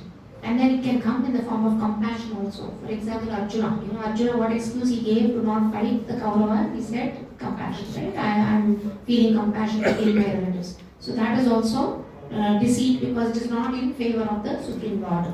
And then dharma. Like Yudhishthira was proud of being dharmic, right? He would not lie. Even that Ashwatthama, Hatha, Kunjara, he was not willing to say, because he wanted to be recognized as being this dharmic individual. So your deception can come in like that also. And it comes very innocuously, means very, not very prominently. It comes out in very subtle ways, very casual ways. Like I think we read the example of where one child finds 10 rupees on the street and he takes it and buys some sweet. And then he enjoys that sweet. So slowly he starts stealing. So something as small as picking up of money, picking up 10 rupees that doesn't belong to him, and then he becomes a robber. So like that it starts very small ways and becomes big. And then the most dangerous form is of deception is we start to think, when we engage in all these small things, we start to think what is special about our Guru. So it can go to that extent. So we'll start questioning about Guru. Guru is also like me, he's also eating 3 times, I'm also eating 3 times, he's also using the restroom, I'm also using the restroom. So with that, your mind becomes so deceitful that you start thinking that there is no difference between me and Guru. So an example Prabhuji was sharing, there was one devotee in Nashik Prabhupada, and there was a program, I think in New York or somewhere. And then that Prabhuji made pamphlets of Sri Prabhupada's program. And then he wrote on the pamphlet, this man changed the consciousness of the world as an advertisement to attract people. This man changed the consciousness of the world. Is something wrong in that? Yes? No? How many think there's nothing wrong in this? Nothing wrong. How many think there's something wrong in this? Something wrong. What is wrong? This man. This man, yeah. So, although he's glorifying, like he's saying he's changed the consciousness, he's saying this man. So, Sri Prabhupada didn't like it. He said, very casual, so, such a big spiritual master, Acharya, you are calling this man. So, this is how, deceit can come into our. We should also be very careful. Sometimes we say, IYS boys. IYS boys kar lete, ye seva, wo seva. Prabhuji says, don't say that, they are devotees. IYS devotees. And also we'll say Janmashtami, 1,000 people came. Not people, devotees came. Because they are coming, they are chanting, they are taking darshan of the Lord. So we have to stop, being very casual about devotees, especially, where acharyas are concerned. So then what happens? So these sort of, kapata, kutinadi, Chaitanya Mahaprabhu says these are upashakas. Nishiddhachara, kutinadi, jiva himsana, labha, puja, pratishtadi, yata, upashakakana. So we know the Bhakti Lata, right? Our Bhakti Lata we are growing. So our Bhakti tree is growing. And then these come as side branches, these weeds. So all these negativities we are discussing are like weeds. They come on the side and then they look like the real tree, but they are weeds. So when we are watering, means we are doing all this sadhana, we are growing these weeds also. So these unnecessary creepers are growing along with our bhakti. So we have to be very careful. So it starts as kutinati. So what are these weeds? Kutinati means we start being deceitful. Then pratishta asha, we'll discuss that, means desire for name, fame, even being a devotee. Then we want bhakti, mukti, means sense enjoyment, mukti, we want liberation, we want siddhis, we want all these on the side. And then we start to discriminate people, like we say this is an American sannyasi or American spiritual master, that is an Indian spiritual master. That is also discrimination, based on your varnashrama. Again, once they are Vaishnavas, once they are sadhus, there is no based on creed, color or anything. So that is also aparad only. So all that comes, and actually it's also comes under jiva himsa. So we start being cruel when we engage in this kutinati.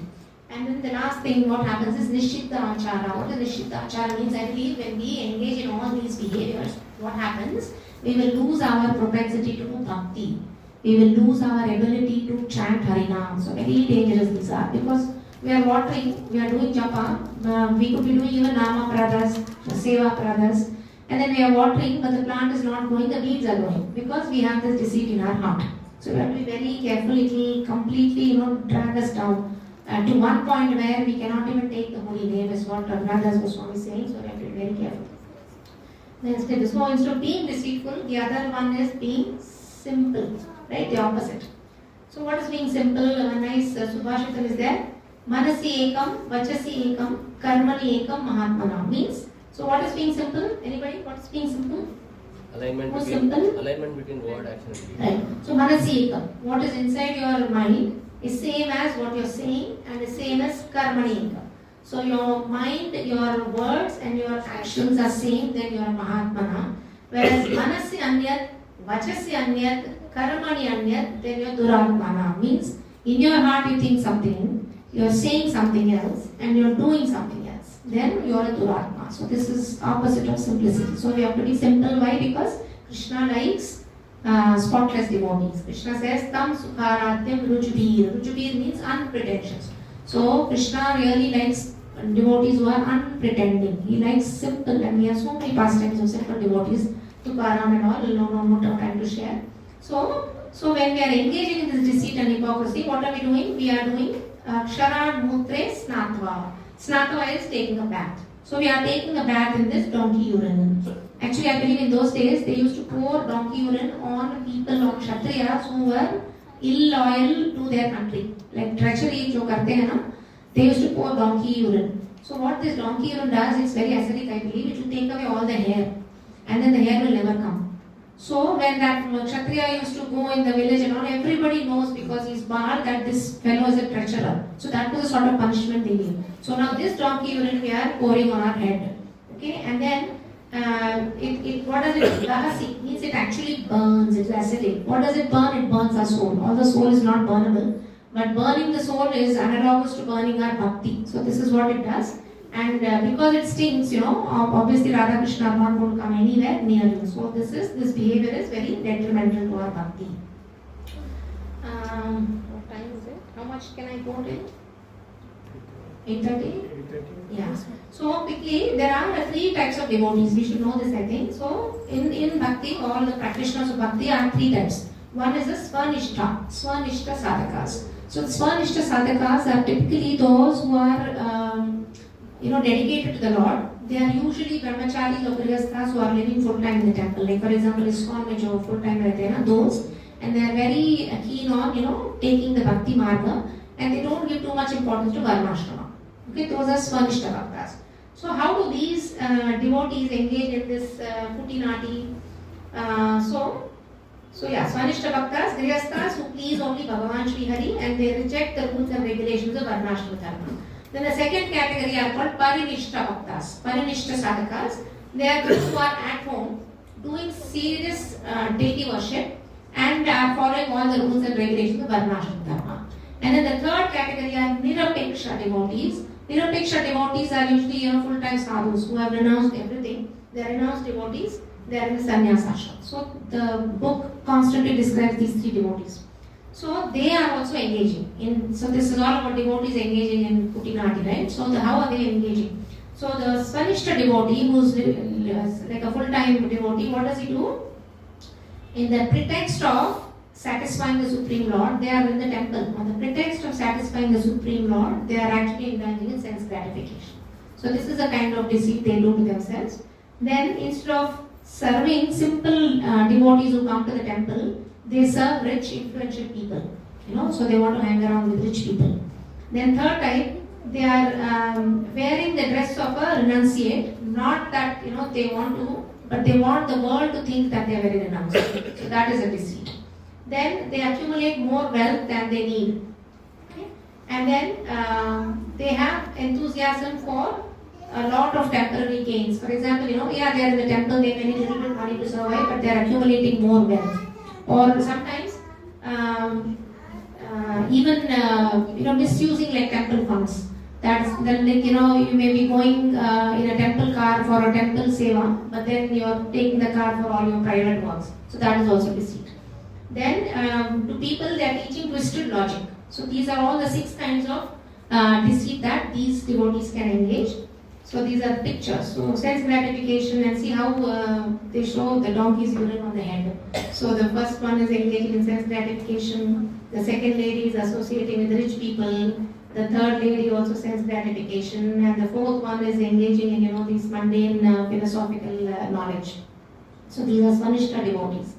Then Parinishta devotees who are at home doing deity worship, they can engage in deceitful behavior in 2 ways. So yes, they are following rules and regulations, but they follow it to show off. Like see how much rules and regulations I follow, how nicely I do deity worship. So that's a show off. They are engaged, but as a show off they are doing. So that is a deceit. And then that's why when we do sevas, we should not exhibit. Like we tend to do, right? When we dress the deities, I dress the deities. So there is that I in it again. Or you chant 64 rounds and you want the whole world to know that you chanted 64 rounds. So all this they say when we are letting it know outside, that means we have some desire to be recognized. So that is deceit. Very high philosophy, but it happens. Then these devotees also prefer association of non-devotees. So this is some pictures of these Parinishta devotees. So engaging in deity worship, but then behind he has these movies going on in the screen. So these are Paranishta devotees. And then Nirapeksha, the sadhus. We think sadhus are so advanced. They are so renounced, but even they are suffering from these deceitful behaviors. So first is they think they are such a great Vaishnava. Oh, I am a guru, I am a sadhu. And then they think I am superior. Because I am wearing a sadhu dress, I am superior to others. And then they may also be engaged in collecting more funds than that is required. And then also in the name of preaching, they may be associating with the opposite sex, not for preaching but for sense gratification, that is deceit. Then spending more time with materialistic people in the name of fundraising. And then, again wearing external dress so that other people think they are great. And then neglecting the main purpose of devotion to Krishna. So these are all the deceitful ways, and some of these pictures are shown about how these devotees think. So they're all bathing in donkey's urine. So instead, what we should do, so Ramnadas Goswami has to give an alternative, right? Yes, we are doing all this. So what should we do? We should, instead of bathing in this donkey's urine, you bathe in the nectar of ocean of love that is coming from Gandharva Giridhari. So for Radha Krishna's love, the prema that flows from their lotus feet, you can engage in that also. So this is an alternative to doing this. So one is advised to bathe in the Vishuddha Chit Vilasa, the ocean of nectar coming from the lotus feet of Gandharva Giridhari. So that is the solution. And then of course in the book there are a lot of prarthana prayers. I am skipping those because they are elaborate. So you do these prayers to Shri Radha Krishna, so that our mind becomes, you bathe in their nectar rather than this nectar. Again, this is dovetailing. So as long as we are not doing that, as long as we are not reading all those prayers and engaging in their seva, then we'll be doing this. So the prayers are all in the book. If somebody wants, I can post. So some of the prayers are here. So difficult to go through all that for time. Then, any questions in verse 6? So verse 6 is all about deceit and hypocrisy.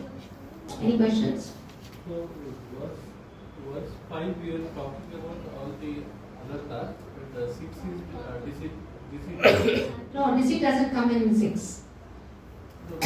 Kama, Krodha, Lobha, Moda, Moha, Mada, Matsaryas. So those are the 6. No, earlier verse we were talking about anarthas. Mm. Only deceitfulness we talked about In 6th, deceit and hypocrisy is 6th. Now 7th one talks about another kind of negative attitude, that is Pratishta Asha, desire for Pratishta. So let us see. Pratishta Shadrishta Svapacharamani Me Vipinate Kadam Sadhu Prema Sreshati Suchire Tannanumana Sadatvam Sevasva Prabhudaika Samantam Atulam Yatratvam Nishkasya Paritam Vihatam Neshayati Saha. So this one says, O mind, again addressing the mind, how can the highest and purest prema ever touch my heart while the desire for prestige dances there like a shameless, dog-eating, outcast woman? You must constantly serve those unparalleled generals of the army of the Lord who are most dear to him. They can quickly expel that woman and allow prema to enter the heart. So, I'll break down this for you. So far, we dealt with 6 anarthas and we dealt with deceit and hypocrisy. And even after these went away, there is still one thing left in the heart, he says. There's still deceit left in our heart. So why is that deceit there in our heart? Why is it not going away? Because I believe even though we let the anarthas go, we still want something for ourselves. Means apart from wanting for Krishna, we still want something. What is that something we want? Pratishtha. So, desire for honor, name and fame. So, this is there in our heart. So, this we need to weed out, he's saying. So this is a picture. So, this is our heart. Okay? And how is Pratishta Asha, desire for honor, described? It is described as Drishta Swapacha Ramani. Ramani is a prostitute. Again, very graphic, but I am going to deal with it. So, Ramani is a prostitute. Swapacha. Anybody knows what Swapacha is? Dog eater, yeah. So, what does this lady do? It eats, she cooks and eats dog meat. And then Drishta. Drishta means what? Drishta means shameless. So, having a desire for prestige in our hearts, which again we all have, we have to introspect, means having this dog eating prostitute in our heart. So that's what Raghunath Das Goswami is describing. So obviously she's illicit, she's immoral, she's not leaving your heart, she's staying there. And then as long as, then he makes a statement, as long as we have this desire for Pratishtha, there is one more thing in our heart. What is that? Deceit.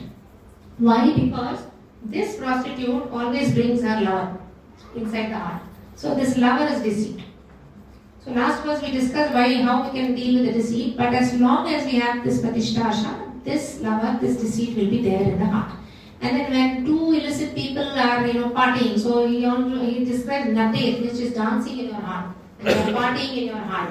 And when two illicit men and women party, what happens? They have children. And these children are the Jiva Himsa, the Kutinati, the cruelty, the violence, all the products, the Nishiddhachara, what we discussed, they are all these children. So this is what is happening in our heart, they say.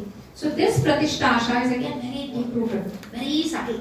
And it is the root of all anarthas, this Pratishtha Asha.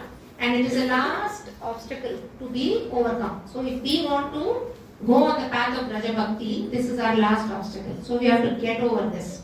So seriously we have to introspect. One simple way to introspect is, if somebody praises you, how do I feel? How do you feel if I praise you? Happy. That means you are Pratishtha Asha. I am talking to myself also. So it's very common that when somebody praises you, we feel happy, we feel, oh yes, I am this great person. I know so much Shastra, I can give such nice lectures, I can do such wonderful kirtan, I can do such nice deity worship. So all this, again, is all in the devotee circle. I'm not even talking anything external. Everything is happening in the devotee circle. So when you rejoice when someone praises you, then that is Pratishtha Asha. So instead, how should we feel? We should feel like poison everywhere. When somebody praises you, you should feel like poison. For example, Madhavendra Puri, you all know Madhavendra Puri, is a great Acharya. In Tota Gopinath pastime, when Gopinath came and gave him kheer. So Gopinath is, Lord Krishna. He steals a bowl of kheer for Madhavendra Puri because he wanted to see how it is. So he steals a pot and sends it to Madhavendra Puri. Then he'll realize, Madhavendra Puri, that by morning everybody will know that Swayam Krishna came and gave him the kheer. So everybody will start to glorify him. So he felt that is poison. When people are glorifying me, he felt that is poison, and he left that village overnight and came out. So that is what elevated Vaishnavas are doing. So they don't want any Pratishtha Asha. They stay away from all Pratishtha Asha. As opposed to someone like Duryodhan, who would want all glory. Hiranyakashipu, Duryodhan, so all these represent the need for Pratishtha Asha. How much ever you glorify them, it is not enough. Like you can give them, you can give them one universe and they still want more. They still fight for the next universe. So they want this name, fame, power, glory so much. So that's what they say. And then so suppose somebody is glorifying you, you should not feel happy. How somebody chastises you, what should you do? Somebody is very harsh, he'll say some bad things to you. How do you take it? Do you fight? No, he's already chastising you. You can't avoid what the opposite person says. How should you take chastisement? Be silent. Should be silent. So, one example, Bhaktisiddhanta Thakur actually Bhaktisiddhanta Thakur was in the Gaudiya Mart. There was one aristocratic devotee who used to come every day and sit in the front row. And he used to hear and he used to find faults. Every day he used to find fault with Bhaktisiddhanta Thakur. So Bhaktisiddhanta Thakur never said anything. He used to just hear and keep quiet. And then the other disciples were getting very upset. It's like, Guru, you are such a great Acharya, and how come this person is criticizing you and you are not saying anything? So he didn't say anything. And then one day I think he died. That devotee died. And all the disciples were very happy because he died, and this, they don't have to put up with this insult to his guru. But then Bhaktisiddhanta Thakur was very morose. So then the disciples asked, why are you morose? This is good only, no. So Bhaktisiddhanta Thakur said, he was the only person in the crowd who used to, criticize me. So who used to find fault. So I was, more vigilant. I could purify myself because of his feedback. Now that he's not there, then I will become proud. So this is Thakur saying this. So imagine. So that's why you should always have people who will give you an honest feedback. I'm not saying criticize, but if you have only people who glorify you, I think a lot of the time we do this also. We glorify each other too much, and then what happens? We become proud. So you should have some genuine Vaishnavas around you who can give you a genuine feedback. Otherwise, pride will creep in. So this is the example Bhaktivinoda Thakur is saying. And we should be open to feedback, not get angry or anything. And this also comes, somebody says something, we have like 2 horns coming out. Right? It's so difficult to tolerate, somebody saying negative about us, but we should tolerate. So surround ourselves with somebody with genuine feedback. Then this Pratishta Asha is so bad that, Bhaktivinoda Thakur writes in the verse Vaishnava Ke. दुष्टमना तुम्ही किसेर वैष्णव प्रतिष्ठान करे निर्जनरे घरे तव आरि नाम केवल कैतवा. So दुष्टमना. So Raghunath Goswami at least politely is addressing his mind, but Bhaktivinoda Thakur says dushtamana. Tumhi kiseer Vaishnava. What kind of Vaishnava are you? You are nirjana ghare means you're doing solitary bhajan. Sometimes people go away to a solitary area and do 64 rounds and 124 rounds and then they come back and tell us also. So what kind of a Vaishnava are you? You're going and doing the solitary bhajan. For what? For Pratishtha. Means everybody should think I'm such a great devotee. So that is the reason why they are doing. So he's saying this is kevala kaitava. Means you're just cheating yourself. So when you make your bhajan very public, bhajan includes chanting, japa, sadhana, everything. So when you make your bhajan public, then it is kaitava. It is cheating.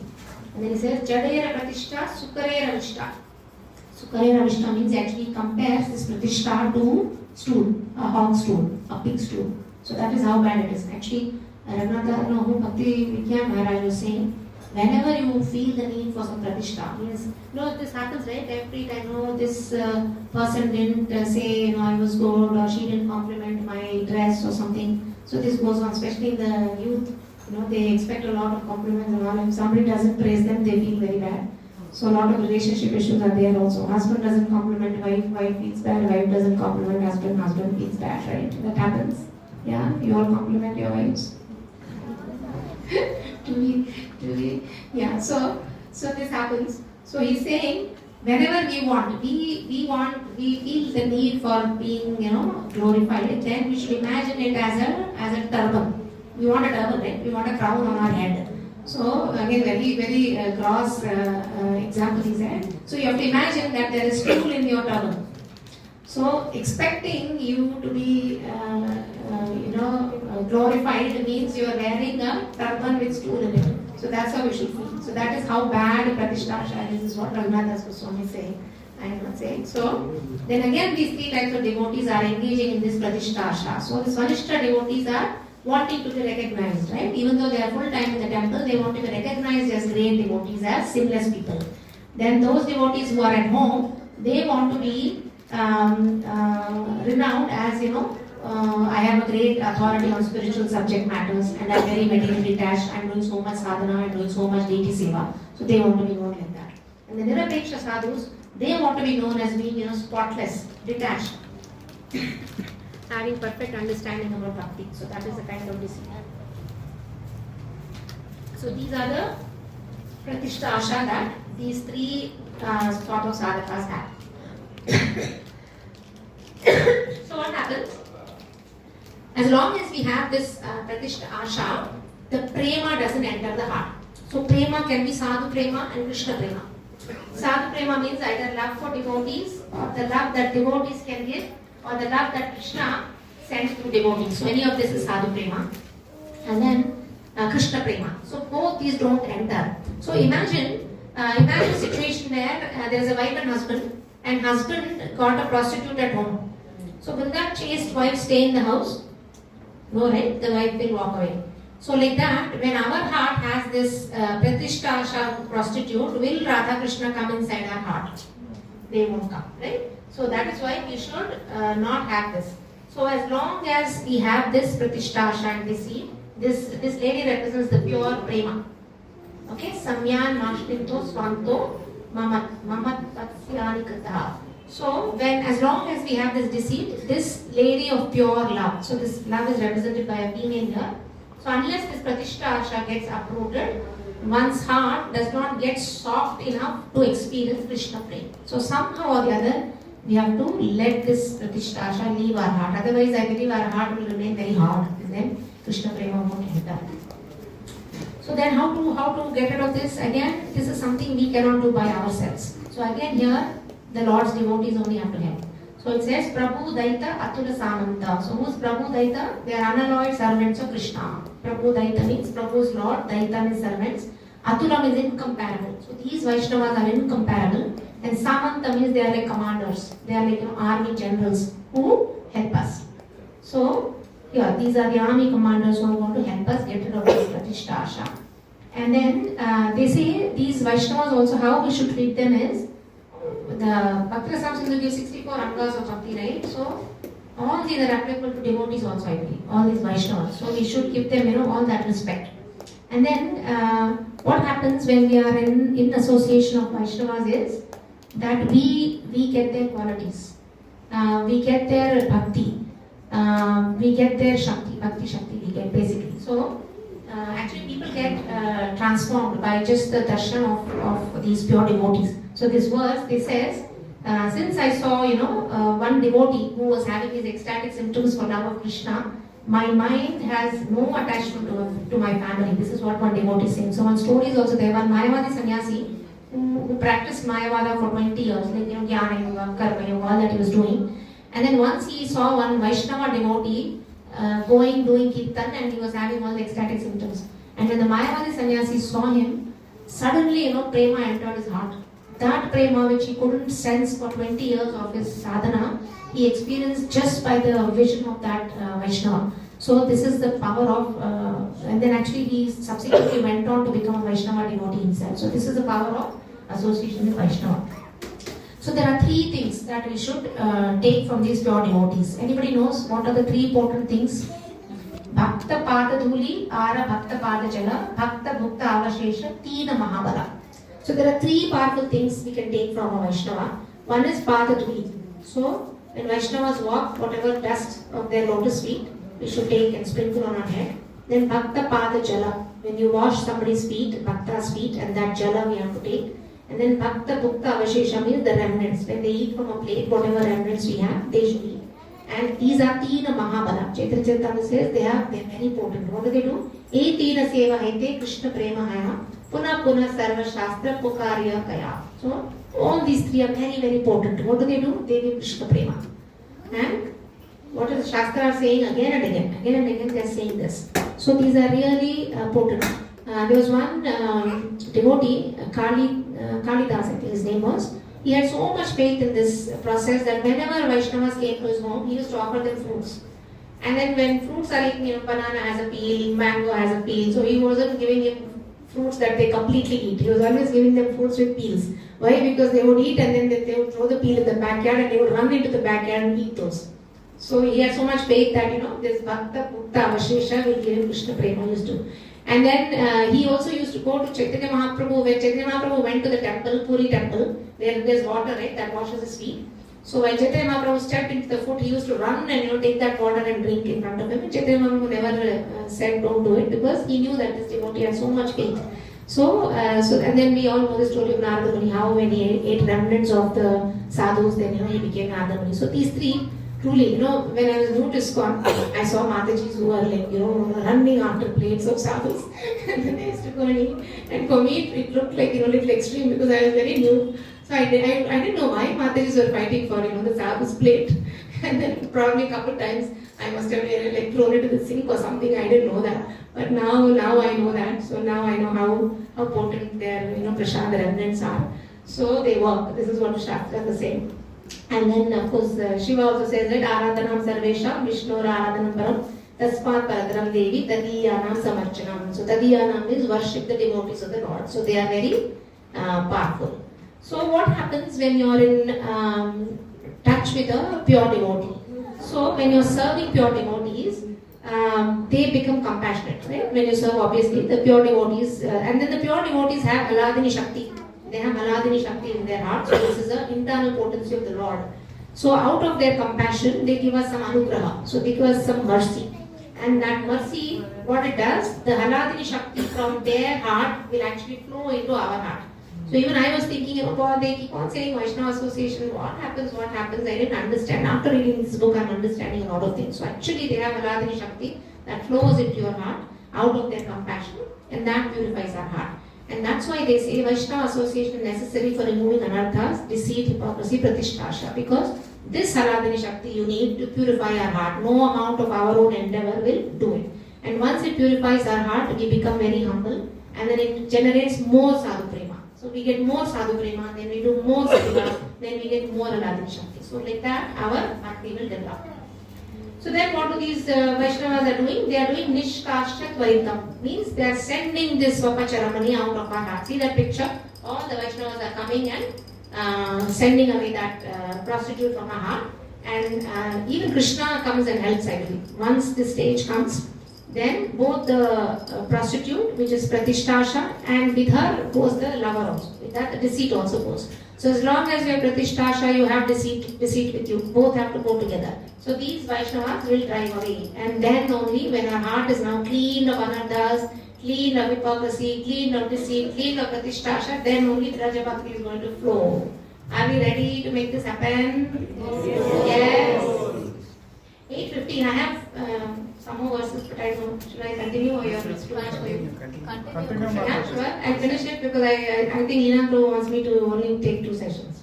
Continue. The rest are very brief only, not as long, because they are more to do with bhakti. So, then verse 8 says, Yatha tushtatvam veda vayati satasyapi kripaya Yata mahyam premamritam api dadati ujvalam Yata Shri Gandharva Bhajana Vidaye Prerayati Mam Tatra Goshtikapa Giridhara Mihatvam Bhajamana. So they say, now actually that cleaning process, that heart surgery is over. Now they want to talk about how to progress towards Raja Bhakti.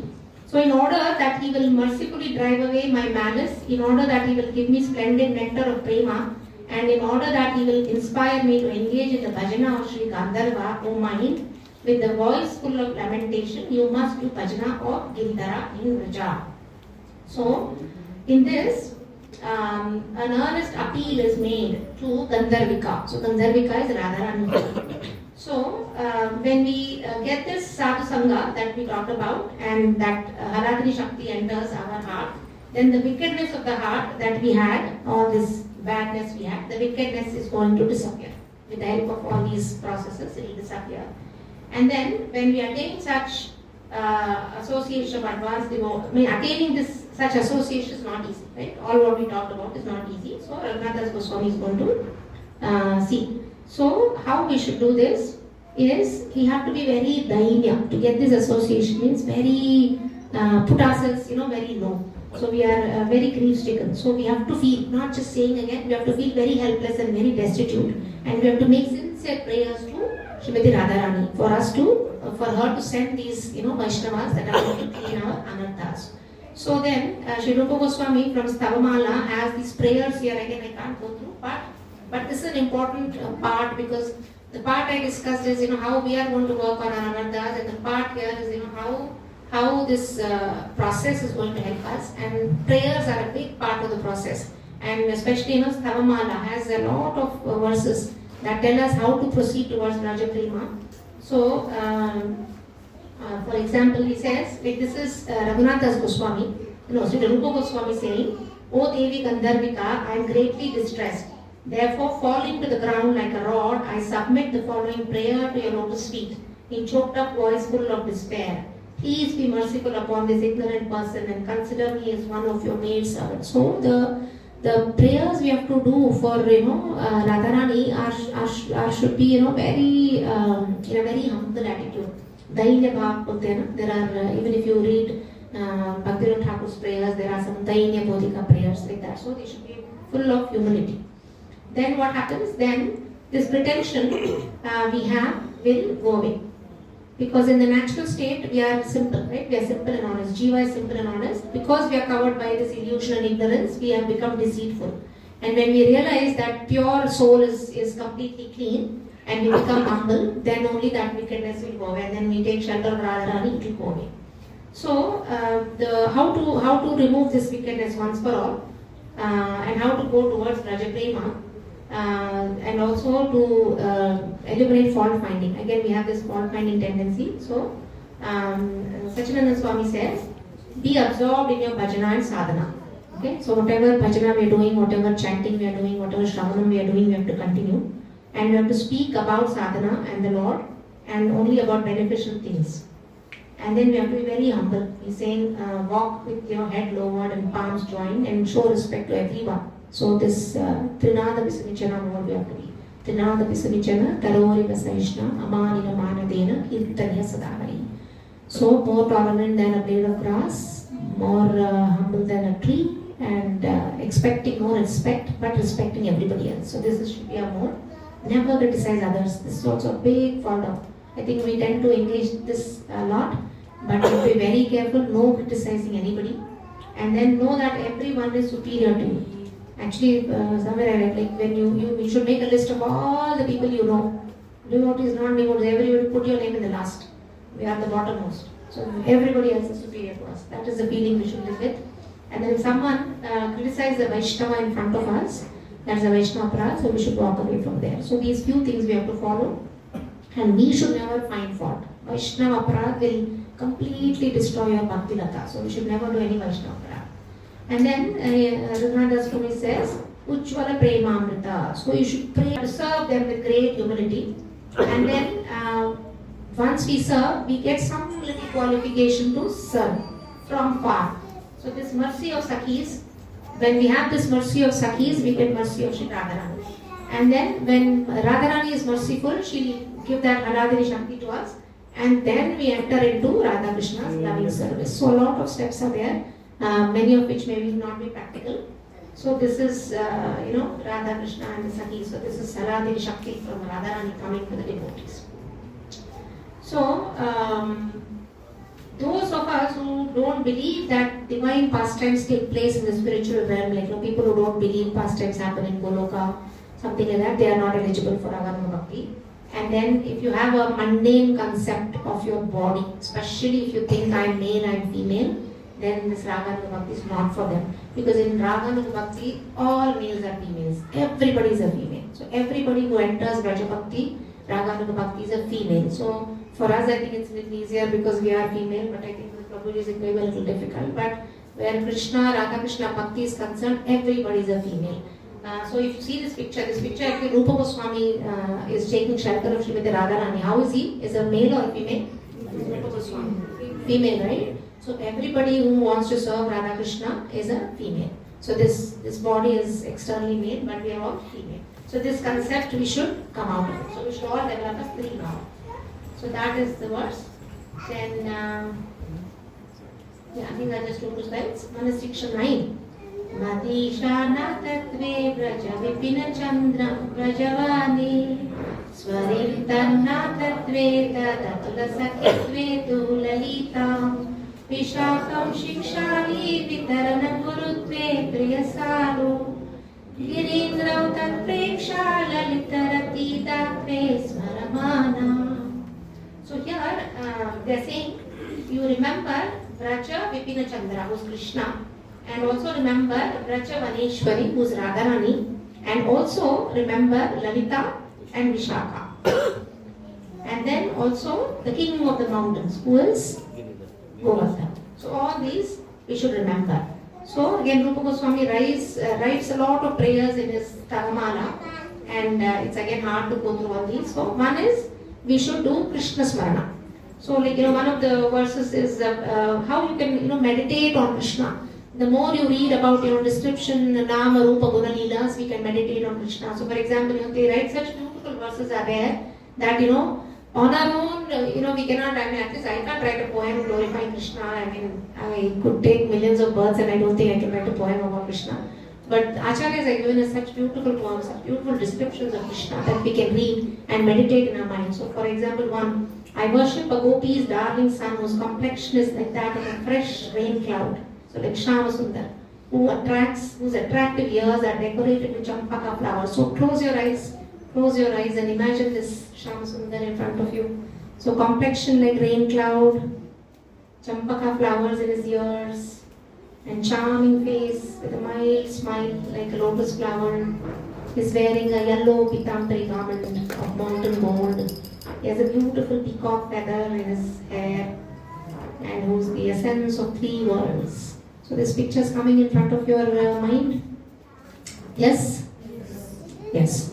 So we have to spend some time, meditating on Radha Krishna every day. Actually, before japa, if we do, our japa was much better.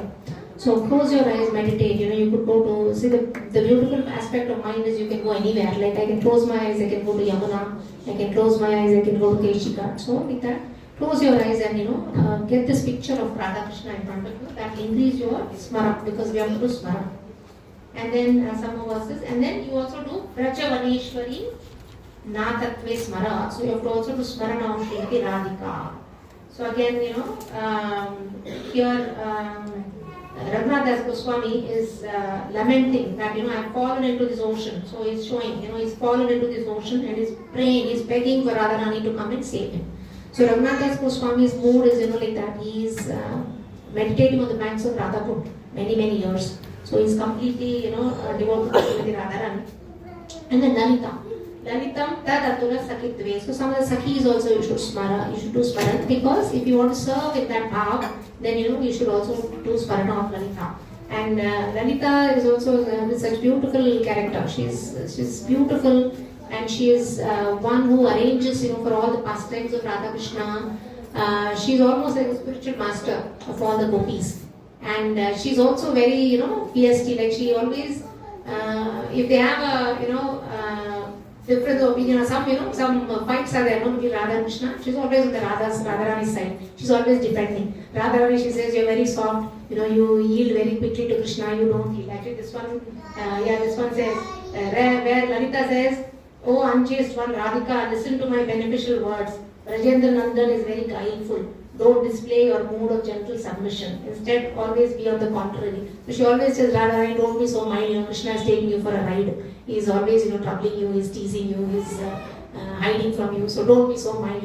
You give it back to him. So Lalita is this fighter on behalf of Srimati Radhika. So you should know all these pastimes which are very beautiful. And then Vishaka. Vishaka is like instructing spiritual master. And she's none other than Yamuna. River Yamuna is actually not different from Vishaka. And then so many acharyas have written beautiful prayers about Vishaka. So you have to meditate on all the gopis. And then you have to meditate on Radhakund. So very important Radhakund because it is the ecstatic love of the lotus feet of Radha Krishna. Radhakund is not different from ambrosial nectar of, it's a liquid prema. Liquid prema of Radha Krishna is the Radhakund. And then some beautiful prayers by Raghunath Das Goswami are there for us to meditate on. And then lastly, you should also remember Giriraj Govardhan, which is, like a pastime place for Radha Krishna. And it is Haridasa Varya, so it is best of devotees of Sri Krishna. So meditate on this Govardhana, Radhakund, Radharani, Sri Krishna to enter into this Vaja play. And what happens? By seeing, remembering and reciting the glories of Sri Radhakund, Giriraj Govardhan, one obtains prema bhakti that is steeped in the mood of Radhanuga. And then all the places where Sri Krishna enacted his transcendental pastimes bestow attachment to the lotus feet of Sri Radha Krishna. So we should always remember, whether we are going to Vrindavan, we are going to Radhakund, every day I think we should make it a part of our meditation. Meditate on Radharani's form, Krishna, Radhakund, Govardhan. And if possible, we should go. So do this. So it will increase our love. Then verse 10. Ratim Gauri Lileta Pati Saundarya Kiranai Sachi Lakshmi Satya Paribhavati Saubhagyavalanai Vashikarai Chandravani Mukha Navina Vrajasaki Shipati Aradhyatam Hari Chaita Radham Bhajamana. So in this, what Karuna Das Goswami is saying, O mind, worships Hari's beloved Radha, who burns, Gauri Leela with her rays of beauty, and she defeats Sachi, Lakshmi and Satyabhama by the power of her good fortune and her ability to control Krishna. She casts aside the chaste young girls of Braja headed by Chandravani. So this verse, Raghunath Das Goswami is asking you to focus on Srimati Radharani. So, no one for us, message for us is, no one can ever obtain the lotus feet of Krishna unless we take shelter of Lord's internal potency, Ravana. So one message if you want to take, we cannot approach Krishna, cannot get Krishna prem unless we take shelter of Lord's internal potency of Srimati Radharani. So this is what Raghunath Goswami is saying, and we have to have a greed to develop this Radha prem and Krishna prem. So I will skip this. And 11. Samam Shri Rupena Smara Vivasa Radha Giripritho Raje Sakshati Valavana Midhaye Tadunayuja Tajiya Jnana Shravananati Panchamritamidam Nyaya Nitya Govardhana Manutinam Pamajamana. So this again they say in order to attain the direct service of Radha Giribrata and their associates in Braja, you should drink Panchamrita. So let us see what this Panchamrita is. This one slide. So obtain direct service of Sri Radha Giridhari. We have to drink Panchamrita that is prescribed by with proper understanding, will certainly attain the incomparable jewel of worshipping Radha Krishna. So every works, Shastric literatures have some Falashruti. Like all the Ashtakams have some Falashruti. So this 11 verses, if we, but we have to hear, we have to sing them loudly, they're saying, you have to understand them, you have to also memorize them, and you have to follow them. Of course, following, Acharan we should do. When we do that, what happens? We will get the incomparable jewel of worshipping Radha Krishna. So, worshipping Radha Krishna is not simple, it's a jewel. That jewel, Radha Krishna themselves should give us once we are free of these anarthas. And then by the mercy of Vaishnavas and by the mercy of Radha Sakhis, we get this jewel of worshipping Radha Krishna in Vraja. So this is, no ordinary task. It is the highest philosophy that is available in this entire creation, I think. What the Gaudiya philosophy, only Gaudiya philosophy gives this, Radha Krishna prem. Rest don't give. So we are into, the deep secret of Bhakti actually. The most esoteric, the highest that is available in creation is Radha Krishna Prema and Vraja. So that's what our Acharya is giving. So very, very, very precious. So those of you who understood a little bit is fine. If you don't understand also it's fine. At least you heard the names of Radha Krishna, Giridhari, Gandharvika, and that will do help to you. At least if you can take this message that it is the highest that is available to us, the Raganuga Bhakti, the Bhakti Mark, then we'll work towards it. And all so I would begging at all your lotus feet to forgive me if I made any mistakes. So yatatra skaritam kinchit vidvam sapurnayantuta yatatra saushtam kinchit gunoreva minahi. So any mistakes, please correct me, because it's a very high topic for me too. I started reading, so I had to go all the way to the end. I'm still learning, so I'm just a student.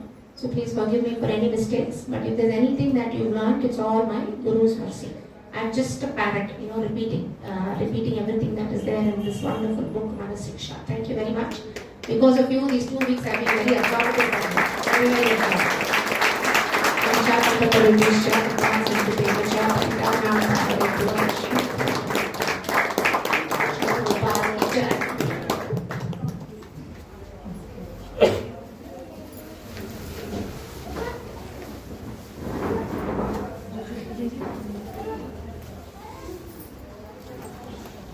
Any questions? Any questions? Hare Krishna. One question. Yes, no. Definitely this is You very can start. Definitely this is very helpful. So we've been talked about multiple things like deceit, hypocrisy, pratishta, so many things. So you want to enter into Vaikuntha. So we have to cross all these things first. There is no other way. To get rid of all this. You have to get rid of all this. You have to get rid of all this. There is nothing like to get a better place in Vaikuntha. You have to cross. To get some place in You want to get Raja Prema, you have to do it. This is for Raga Nugaman.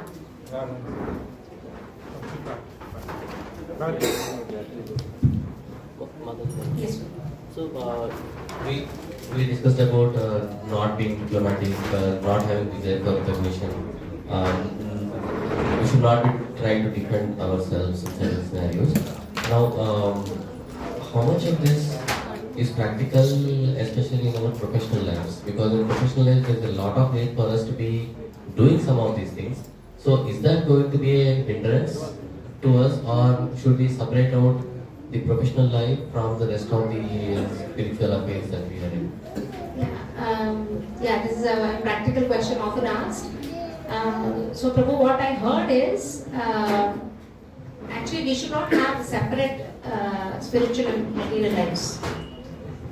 This bhakti has to be integrated into our life. It is not something on the side. Like, morning till afternoon I'm something else, evening I come home and I'm something else. That's what I'm understanding. Starting, we do it. We are two people. Actually, Manah Siksha also says, you're you have a 2-bedroom apartment in your mind. One you keep very clean, when people see it's very clean, like our living room, and then our bedroom is all junk. So like that, we are showing something else to outside people, and inside we are something else. Like that, we should not have a separate material life and spiritual life. The spirituality should be integrated with our material life. I know the work environment is difficult. So to keep your job, if you have to do some subtle things is okay. I heard seniors saying, but nothing gross that will go into one of these behaviors. I personally I am unable to do it. Unable to be deceitful or be diplomatic in my work circles. So I decided I will not be also. So it has compromised my work a little bit. I'm openly going to say, but I'm okay with that back in work, because what I am aiming for is much more than that. So I'm willing to compromise my work because I want to be, decided. It's a very personal thing. Again, everybody's financial situations may be different, but I have compromised a lot on my work. But I'm okay with it because the jewel of prema that I'm aiming at is too high for me to worry about this. So because Krishna is not easy. If you're going to say, oh, my material life should be just like it, I want everything in my life, plus I want to add Krishna, I think practically it is not possible. Acharya, seniors have given different answers, but I am feeling everywhere, in your family life, in your work life, at least I'm seeing a lot of compromise, but I'm willing to do it. Because what I want is too high for me to say everything I want, plus I want Krishna. I don't think that will happen. Yeah. So in your own personal environments, pick up a work that is not too disturbing. Sometimes some of the nature of the work is too contradicting to this bhakti, and sometimes you can do, but your conscience won't agree. Once you're deep into bhakti, you're starting to chant, your heart starts to get purified, you will not be okay with that sort of work. So choose your professions very carefully. Do what is needed. I see my patients and I come. I don't engage in administrative work, even though they gave me an administrative position. I refuse because it spoils your consciousness. Then all these meetings or these financial meetings, I just skip them. I'm like fine. I don't need to be a leader. I don't want a pay rise. I don't even do my annual reviews because anyway they are not going to increase my pay. I said whatever you want to give. So that's how I'm working. So it has worked so far, but of course I cut back also. So everybody has to individually see what is comfortable for your position. Again, I can't say it because if it's a one person earning, obviously that job is very important. So do your best to keep these principles intact in the work environment also. We have to pray that we reach that state. To Yes, reject certain things. pray Vaishnavas. Hold their feet. Sorry. I will hold all of your feet. Please bless me. Bless me that I can't deviate on this path. Mataji, can you, I see that fixing the mind on the lotus feet of Krishna is one of the 1 or 2, 3 verses, the solution is that actually. So any practical thing, how to... We have to read prayers because even I am just starting to it because all this time I was not even aware of Salman or anything. So every day reading prayers will really help. Before attached to Radhakrishna, actually I'm trying to attach to my Guru Ashwini Prabhupada. So few things, practical things. Again, I'm not sharing because I'm something big or something to show off, nothing like that. Since we read Manah Siksha, what I have done, few things have changed. Before japa, again please, sorry for sharing my private things, just to let you know. I do the Samsara Davanala prayers every morning for Shri Prabhupada and my Guru, which I was not doing. So So I used to just get up and hold my japa bag. So now I don't do that. I do prayers, Saksardavanala prayers. I do Sikshashtakam, and I'm trying to read, one or two of these prayers also in the night for Radha Krishna. And then meditate, consciously meditate. Because yes, I have a guru, but I've never spent time sitting and thinking about him, right? I was not used to it. But now I'm making it a point to, before going to bed, meditate like a few minutes. And like just now we did, close your eyes and, get that picture of Radha Krishna. Before japa also is very absorbing. During japa, maybe not. You should not force your mind to focus on the form of Krishna. You should focus on the nama of Krishna. But before sitting for japa, I am somehow imagining myself to be like Raja, nice wind blowing and birds flying. All the descriptions of Raja, and then imagining Radha Krishna to be sitting on a throne, or sometimes I want to imagine them sitting in my heart. So all those have helped me, in my japa. So some of these practical things we have to do. Time is a constraint, but Acharya has given us the methods are all there. It is up to us how much we do it. So few practical things. We all in a group we did. And then some, we made little resolutions in the sense, how we are going to apply this in our life. But one thing is, yes, we have to attach to Guru. And like I said, more I'm trying to connect with my Siksha Guru. Before, especially because I'm a Mataji, I never used to call him unless there's something big. But now I'm thinking, again, this male-female concept I want to let go and approach my Guru for any problems. That also I'm doing, yeah. One more question, Mataji. It's gradually these verses which is there was 4, 5, 6, 7, 8, 9. Maybe we have taken from 5 and on. So it's a gradual elevation, or because we spoke about anarthas. Remember anarthas, right? In the 5, and it has a different kind of solution. And again, verse 5 and 6 has different. It's So a sequence. it's a gradual It's a sequence. Yeah, it's a sequence. Because first we have to work on an anarthas only. After your anarthas go, the deceit will remain. Why the deceit remains? Because pratishtha is there. So the last one to get rid of is pratishtha. That will stay for a very long time. And they're saying even sadhus and sannyasis who are in the renounced order, even for them it is there. So we are, not even close. So first we have to start working on the anarthas. First pride, and then anarthas. But it's again not an independent process. You have to work on your mind at the same time take shelter of Radha Krishna. Again, it's not possible on our own. Take shelter of Guru, Vrindavan, meditation, Vaishnavas, and Radha Krishna. So both have to be parallel. So you are detaching from anarthas, attaching to Krishna. Actually, our duties are supposed I have to do my work in office. So I want to have good impression of me among my colleagues or my boss. Similarly with my relatives, parents also. And similarly if I am doing some preaching program also, I want my people to respect me or think me as a good person. Only then they can listen my message also which I am giving. Or doing my work which I am supposed to do. So for that, we may have to do certain things. We want that to happen. So accordingly we may do some things. How is it different from pratishtha? why do you want those things? And suppose if everyone thinks that I am not good employee, then even though if I do something, they not take it properly. Why should somebody thinking you're good matter to you? Should not. No, it matters because suppose someone thinks that I am not good, even though I am doing my work, they think that I am not capable of doing the work. They not give the work to me because they think that yeah.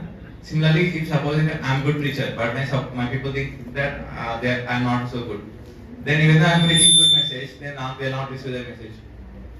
No, whether they are receiving the message or not does not depend on you being a good speaker. Okay. It is a message of Krishna you're passing. So in all of these activities, you should think like you're just an instrument and do things. You preach. Are you preaching because you want people to think you're a good preacher, or you're preaching for the pleasure of Krishna? That is the kicker. Everywhere, in all our activities, we should start doing things for the pleasure of Krishna. The moment you do it for me, then it becomes egocentric. Then you are deceiving. So now when you preach for the pleasure of Krishna. It doesn't matter whether your crowd thinks you are a good preacher or bad preacher. If you do it with a pure heart, with this intent that you are pleasing Krishna, your message will come out even better. Right? Yeah, that is, I accept that point, Mataji. Like I am saying that, like Prabhupada says that dress before you address, like the details. dress well Dress. before you are dressed. Hmm. So that we maintain certain image so that our message is taken properly. So similarly it happens in work life or with relatives also. So I'm thinking. You do, Prabhu, you have to dress well. Yes, obviously, we are not going to go shabbily to the work or anything. But what I'm saying is, in all of these underlying activities, you start changing your motive. You do the same things, but make your motive Krishna. If I dress well and give a nice performance at work, I am pleasing Krishna, not pleasing your boss. I know it's a big shift of your mind activity, but bottom line, even your whatever work you're doing it for Krishna. So then actually it is little anxiety relieving, no? It doesn't matter, now I think it doesn't matter what people think of me, that is such a relief.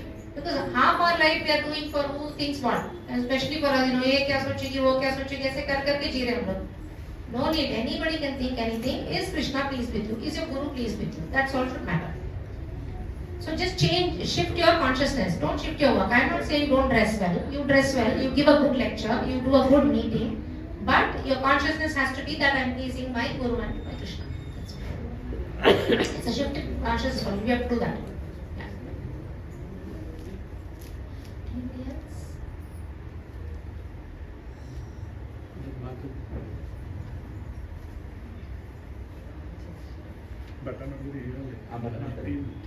I think it's late, Prabhuji. Prasadam start karo. I can take doubts.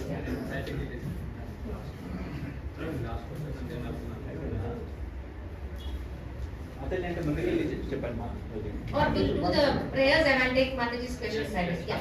Prayers and then. Prayers, yeah.